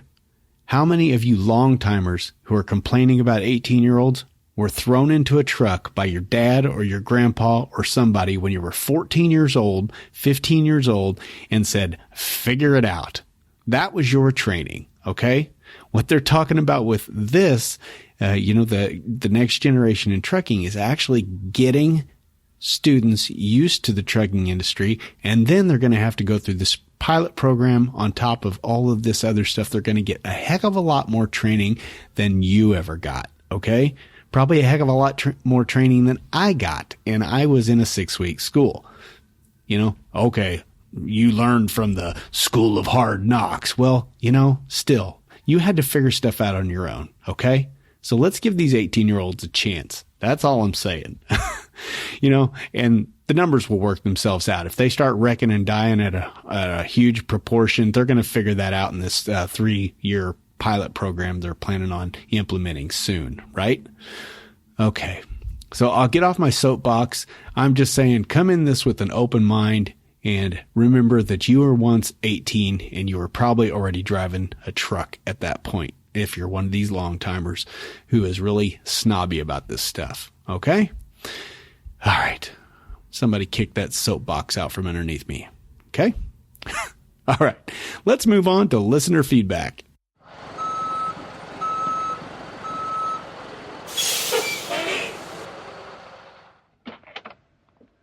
Hey, yo, bud, where do you want this load of feedback? Good googly goo. Has it been a month for the Trucker Dump Slack group? I'm telling you, 6 new members that I counted, and knowing me, I probably missed a few of you out there. By the way, if I have missed your name after this little list here, and I somehow missed you, give me a shout. Let me know. Remind me, hey, I joined the Trucker Dump Slack group too. Or, hey, I wrote in an email to you and you never responded to me, you big dummy. Well, please do so. Anyway, let's start out with Jose. Jose writes, "It's Jose again, Todd. Hope you're doing well. I tried reaching out about the tablet giveaway, but was 2 hours shy of winning to Mr. Cooper. But it's all good. Worth a try, I guess." Yeah, I remember that, Jose. Sad. Anyway, he goes on to say, "I thoroughly enjoyed the 2-part episode on Smackerman's first 6 months of over-the-road driving. Nice work on both your parts. Great advice put out there by you guys. Well put together. Purchase both your books to support." Cool. He says, "I would also like an invite to the Trucker Dump Slack group. I've been driving truck for 13 years and looking to put some feelers out there and see what bites. I'm currently pulling doubles for JB Hunt on the Family Dollar account." Didn't even know JB Hunt had doubles, especially on an account like Family Dollar. Weird. Okay. Anyway, he says, "I like the account and it's pretty good money. I make 6 figures on this account training drivers and running routes that nobody wants to do." Hey, I'm not complaining. More miles for me. It's hard work and a 100% touch freight, touch freight, unloading on rollers and super tight quarters backing into areas where I personally think trailers shouldn't be. But yeah, maybe I can get some advice on what is a better option for me and preferably something closer to Massachusetts where I live. It's currently a 5 to 6 hour trek from base to my home. Wow. Keep the bugs off your glass and the bears off your back. Looking forward to next episode. Keep up the good work. Safe travels out there. A Trucker Dump fan, Jose S. He says, "P.S. Shout me out on the next one. Thanks." Jose, shout out! Woo! So, Jose, first, I don't have any problem keeping the bears off my back because my truck is so freaking slow they never even look at me. So, beyond that, Jose has joined the group. He goes by the name Truckero84 in there. That's a weird name. Jose, what's up with that? All right. Anyway, thanks for writing in, Jose. And thanks for buying both those books. If you are interested in these books yourself, that is How to Find a Great Truck Driving Job and Trucking Life. Trucking Life has a 9.25 hour audiobook along with it. Just go to abouttruckdriving.com and you'll see a link to it right there on the front of it. You get both those books in a combo pack for $14.98. That's a 25% discount. Or if you want to just buy one of them, you can just buy them on Amazon or Apple iBooks, wherever you buy your books. Okay. Wow. Didn't expect that to turn into an ad, but hey, maybe I'm getting better at this self-promotion stuff than I thought I was. Next up, we're going to hear from Michael Gritton. Hope I'm pronouncing that, Michael. He just says, "Love the podcast. Please send an invite to the Slack channel." Done deal, Michael. Michael's handle over there is at Michael Gritton. Pretty original. That's what I do. Just my name, Todd McCann over there. So anyway, you're a member of the group. Start participating, Michael. What the heck? Next up, we've got Matt Ferguson. He writes in, "I'm getting into trucking via a dock-to-driver program at a large LTL company. I'd really like to join the Slack group. I also want to say thank you for all the work you do on the podcast and blog. It's really helped me find the resources needed to make the decision to get into the industry."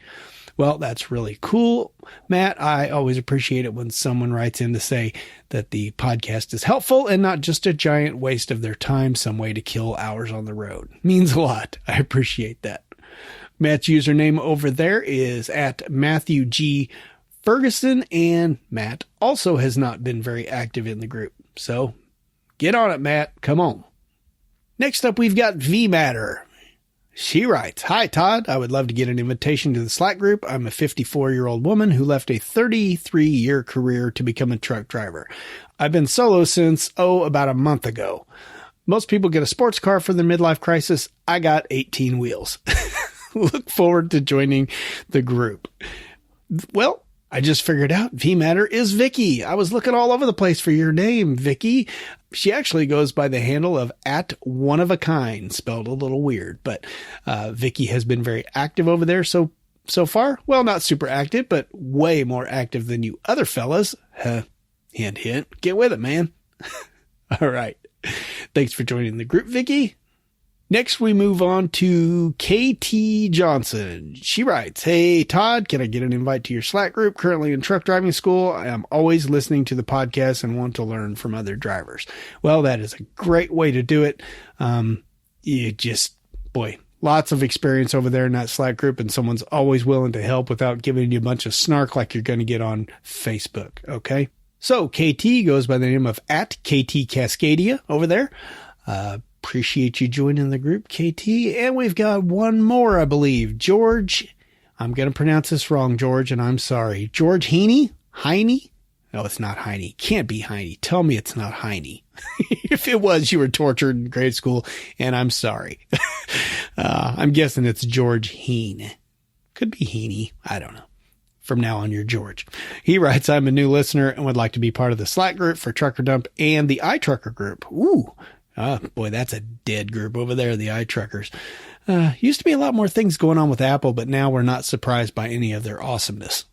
Anyway, coming from a real Apple nerd, huh?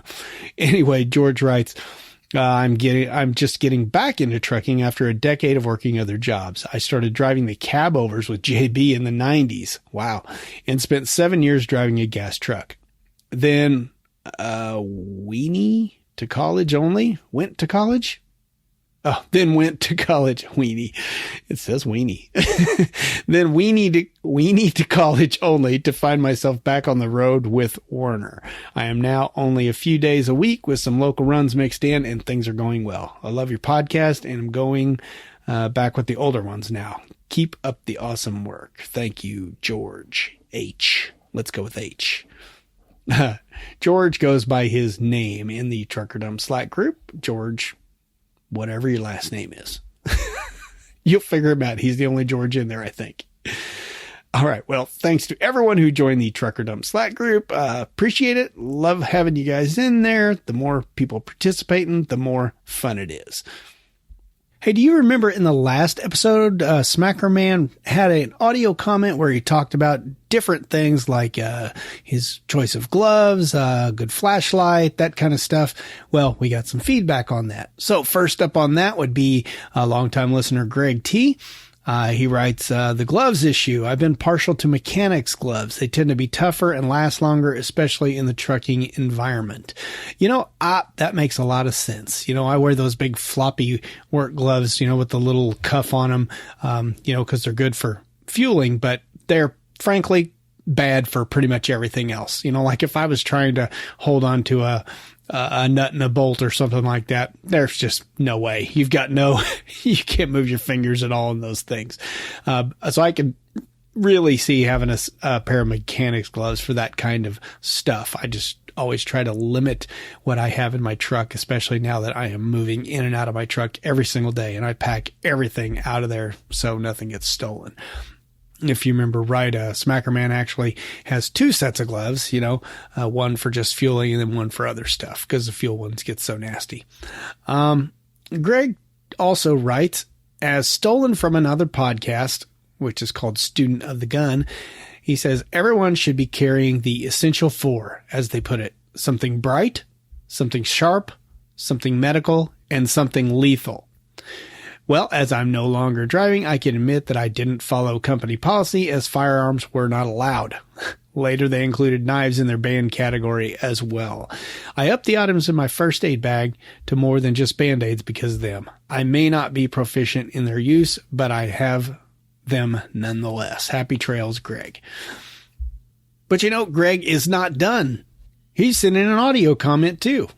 Yeah, greetings, Todd, and all the rest of the trucker dumpers out there. This is Greg. And yeah, I'm enjoying my time not on the road anymore because I don't have to go and worry about finding parking spot and still wondering whether or not I have a hood when I wake up in the morning. But anyway, as far as that gal Brandy, I think it was, well, when I first started driving, I ended up going to the Crash and Roll Academy down in Salt Lake. To narrow that down a little bit without giving names, trucks are red. Uh-huh. Anyways, when I went down there for training, I had to go and transfer my Washington state driver's license over to Utah for the learner's permit. And then when I got my CDL, and then when I came back up to Washington, I went and transferred it back to Washington. So that's the way I ended up doing that. But that was way back there in the ancient days and stuff, like Utah back in like 99 and stuff. So that was back in the days of the dinosaurs. Yuck, yuck, yuck. But anyway, I'll have to disagree with you on the Yeti. Hold that thought for a second there, Greg. Yeah, I reached out to Brandy on this. You had the name right, and have not heard back from her, but I did transfer that information over to her so she would know that she would have to transfer those licenses and then transfer them back again. So thank you for that. We're still waiting to hear from anybody about short people driving trucks and what they had to do to get trucking companies to accommodate them. So if you got any information on that, please email me at truckerdump@gmail.com. Okay. Let's move on, Greg. I believe you're about to spank me about Yeti, and I know what's coming. Obviously, you're not a 2A guy and stuff because yep, there it Yeti is on the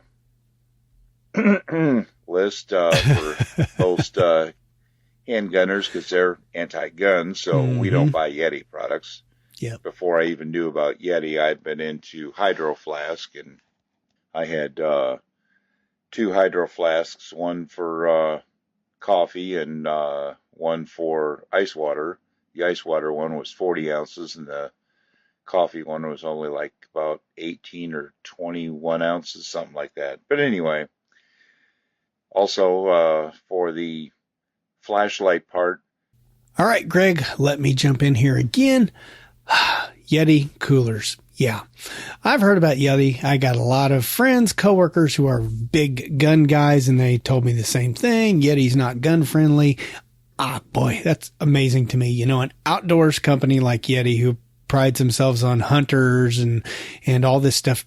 Well, you know, I don't know if they even talk about hunters, but, you know, outdoorsmen who are going to be outdoors a lot, you know, need to keep stuff cold for a long period of time. Yet they're anti-gun? What the heck? I mean, it just seems backwards and weird to me. But, you know, here's something that I may lose some respect over, quite honestly, telling you this. But I don't have probably as many scruples as a lot of people think I do. Perhaps I should stand up more for what I believe in, which, you know, I am a 2A guy. I believe, you know, we have the right to keep and bear arms. It's a constitutional right and all that stuff. But I just don't let this stuff get in my way. If I like a product, I buy it.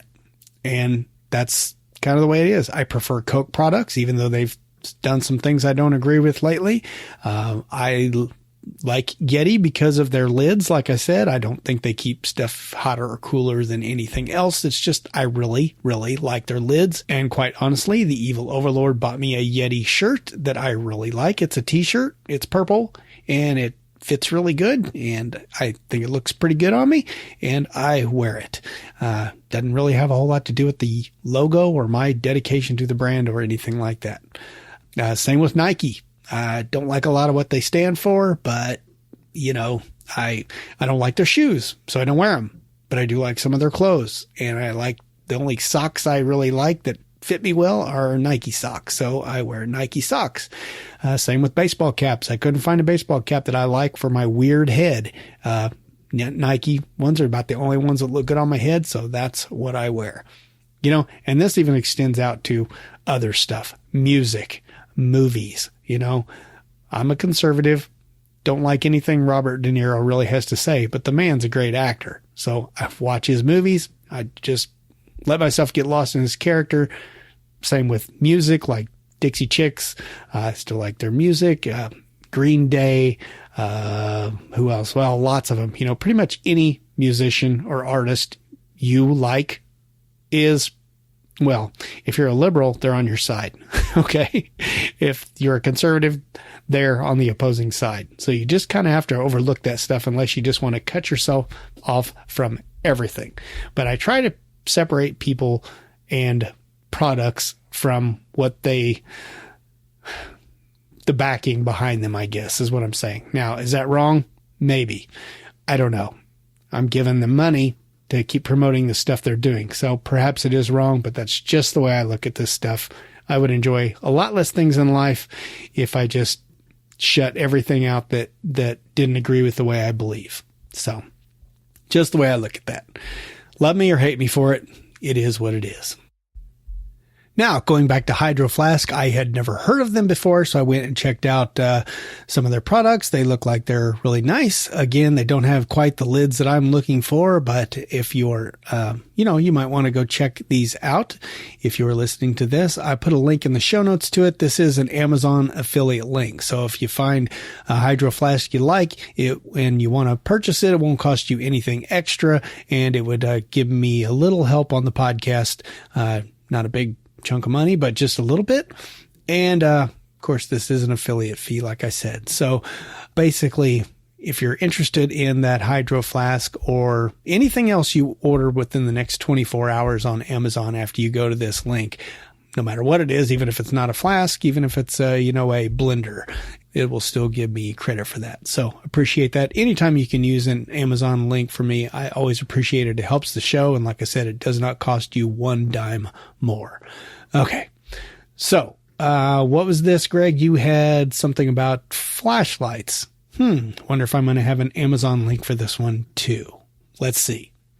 Something else to look into that I really liked was having a headlamp, because that way your hands are free when you're going and doing your pre-trips in limited lighting conditions.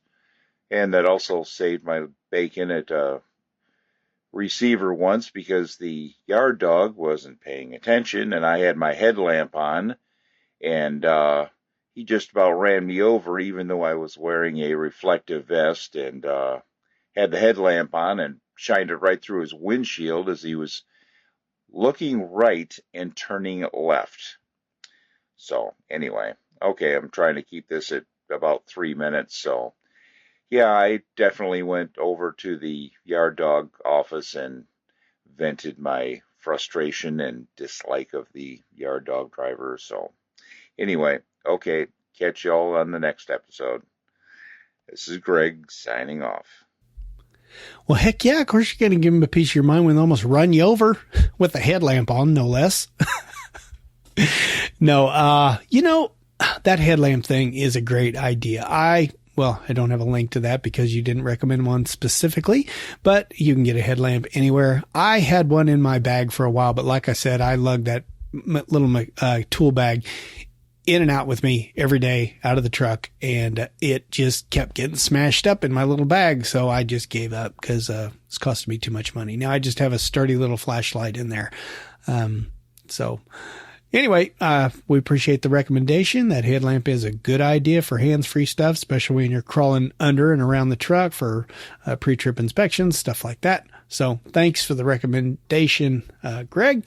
And I'm just glad you're enjoying your retirement. Thanks for writing in and for sending an audio comment. You know I love those. We'll be hearing more from Greg in an upcoming episode. Sticking with the recommendations, let's hear from Michael Nunn. He wrote in, said, listening to Trucker Dump 156 in the feedback section, one viewer suggested drivers carrying an LED flashlight, and you mentioned a rechargeable one would be nice. I found one I would highly recommend that I picked up in a truck stop about 5 years ago that is absolutely awesome for about $20. And it only has on-off modes, which was one of my stipulations for it. I hate it when it's got like 5 different modes. He says, I don't have it with me, so I can't remember the brand or model, but it is rechargeable by 12-volt outlet in your vehicle. I found one similar to it on Amazon that comes with an end you can change out to charge by USB. If that one is anything like mine, it's well worth the money. I'll try to remember take a look at mine and find out the brand. And he actually did. He wrote back and said he has a Nebo Transport. He said, sadly, it looks like the company has discontinued it, but he did still find it on eBay for $20. Now, the one that he mentioned was very, very similar to it. I looked it up, and there will be a link in the show notes for this one too, to, it's an Amazon affiliate link, of course. That one is, I believe, $17.99. Does that sound right?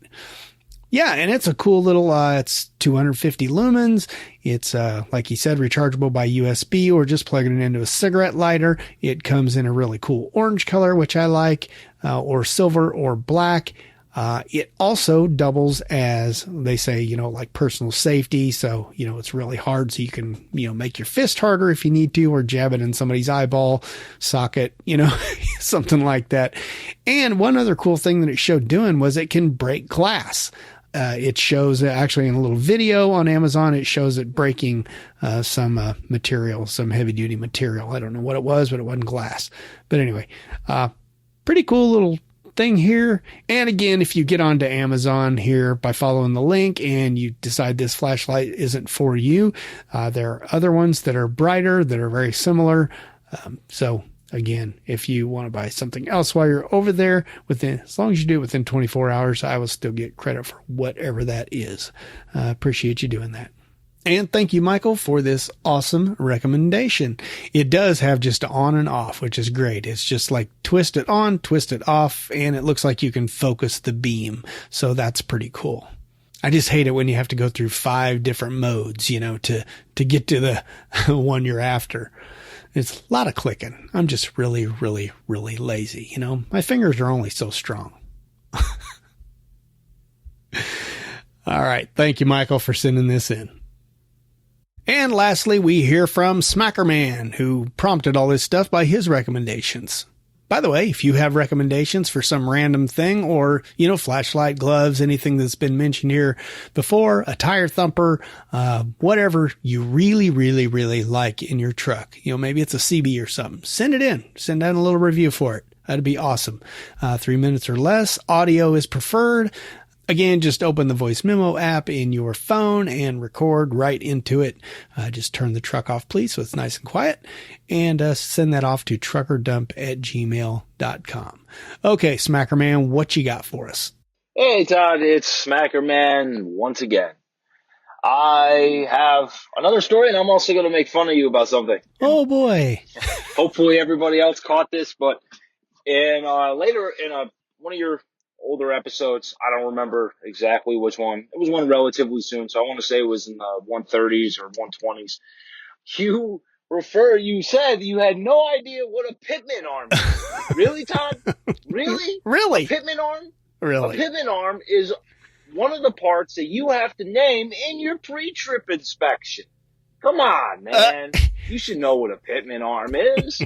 I'm not going to go into specifics, but everybody that's a trucker knows what a pitman arm is because you have to name it in your pre-trip inspection when you are getting tested. So, shame on you, Tom. Shame. Shame. Also, I figured I'll throw in another one real quick. Dear sir, let me defend my honor. Now, Smackerman, you've been driving for a little over 6 months, right? That's what your whole 2 episodes were about, correct? Well, you know that old saying where they say, I've been doing this so long that I've probably forgotten more than what you know? Well, this applies here. Of course I knew what a pitman arm was at one point because, like you said, I had to know it to pass an inspection. But guess what? I've never had to do a full inspection. I've worked for 8 different companies. I've never had to do another full inspection naming all the parts after I got my license. Not even at my first job did I have to name all the parts. The very first trucking company I went for, they kind of had me go over and just kind of point things out, what I was looking for, things like that. And they were a little bit more careful because they knew I was straight out of school, but they did not even ask me to name all the parts. If they did, every single new driver straight out of school would take them 45 minutes for just the pre-trip and then another, 30 minutes or whatever. Probably the road test to be shorter than the freaking pre-trip inspection. So, you know, like I said, you only get it that first time. If somebody out there has experience other than this, like if you have gone to maybe you've been driving for 10 years and then you show up at a new company to drive for and they ask you to do a full inspection, naming all the parts, checking every lug nut with hand and wiggling every part and all that good stuff. Let me know, because I would really be interested in that. I've never had that happen. So like I say, I don't feel too bad about not knowing what a pitman arm. I think I honestly might know what it is, but I would never hold a gun to my head and say, yeah, I know for sure, what this is, because I'd probably be wrong. So anyway, I don't care. That's the important thing.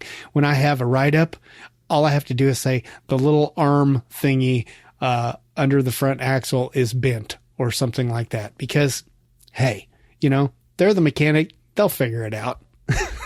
Right? Okay. All right, let's move on, Smacker Man. What do you got? Bring it. When my previous hazmat story that I'm going to send over with you, I talked about some issues with paperwork.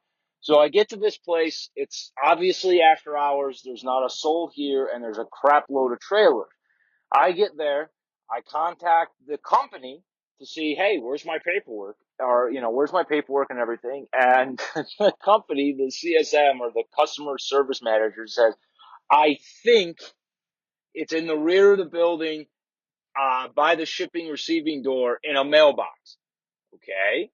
So I go back there, look around. I find the shipping receiving door, driver door, nothing there. There's a mailbox there to drop paperwork for for dropping trailers, but nothing for picking paperwork up.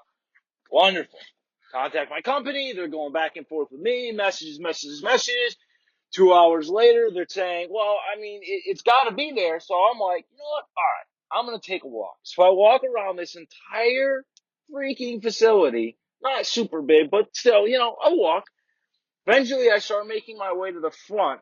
There was what looked like an old guard shack near the front, that, at the beginning of the driveway that led to the back. So I'm walking up and I'm seeing that there's a light on in this. I'm like, okay, there's a light on in there. Maybe there's something in there. As I get closer, I realize the door's open. Oh, and I look in and I'm like, oh, there's a bunch of paperwork. This is where my paperwork is. That's when I get my paperwork. And then the fun started with the whole paperwork being wrong because the weights and all that debacle. But yeah, that was just another quick response to hazmat and picking fun at you for somehow, some way not knowing what a pitman arm is. Shame on you, Todd. Shame. So much shame. All right, this is 3 minutes, so I've done slightly better this time. Bye. Bye, Smacker Man. I have no shame whatsoever, as many will tell you. This is just another thing that's like, you can tell you're a fairly new driver, because walking around looking for your paperwork is pretty standard fare. If you've driven for any length of time, you will get to that situation where paperwork is not where it's supposed to be and you're kind of on your own late at night or something like that. Well, you just had your first instance of that. Welcome to trucking. Yeah. Ain't it fun? All right. Well, that will do it for the feedback segment. I really appreciate everybody who wrote in. Be sure to use those Amazon links if you're interested in any of the products that were mentioned, the flashlight or the hydro flask thing, the coolers, the little coolers. I'd like to thank Jose, Matt, Vicky, Michael, KT, and George for all joining the Trucker Dump Slack group. Longtime listener Greg for writing in. Always appreciate hearing from him. Thanks to Michael for his recommendations. And of course, Smacker Man for, well, just always talking. I can relate, Smacker Man.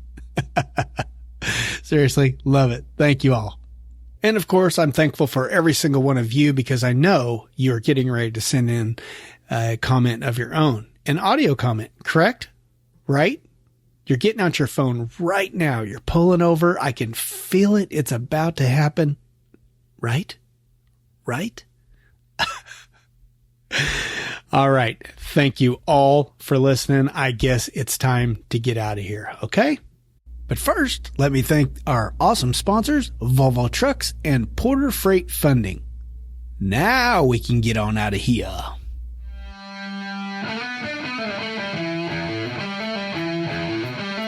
So what's your opinion about 18-year-olds driving trucks across state lines? Yes? No? Maybe? Send your thoughts on this or any other comments, suggestions, or questions to truckerdump@gmail.com. I'm always jazzed when I get your emails. Also, be sure to head on over to abouttruckdriving.com where you'll find everything I do, including the 25% off ebook combo pack for just $14.98. And be sure to sign up for the newsletter while you're there so you can get the show notes delivered directly to your inbox. I promise I won't spam you. As always, I appreciate you listening and sharing the podcast with your friends. So until next time, drive safe and stay out of my way.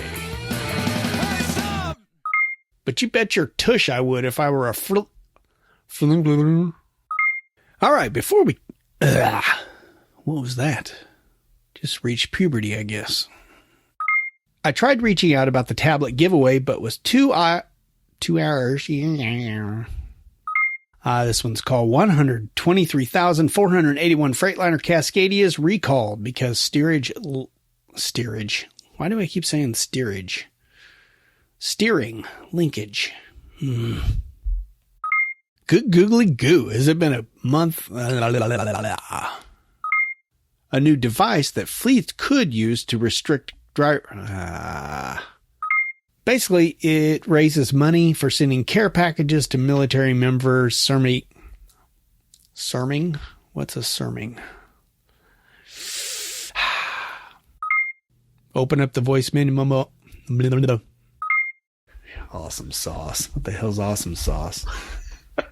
Sauce is awesome. Yeah. Yeah. Self-explanatory. Listeners get it. Heck yeah. They know I'm a dork anyway, so.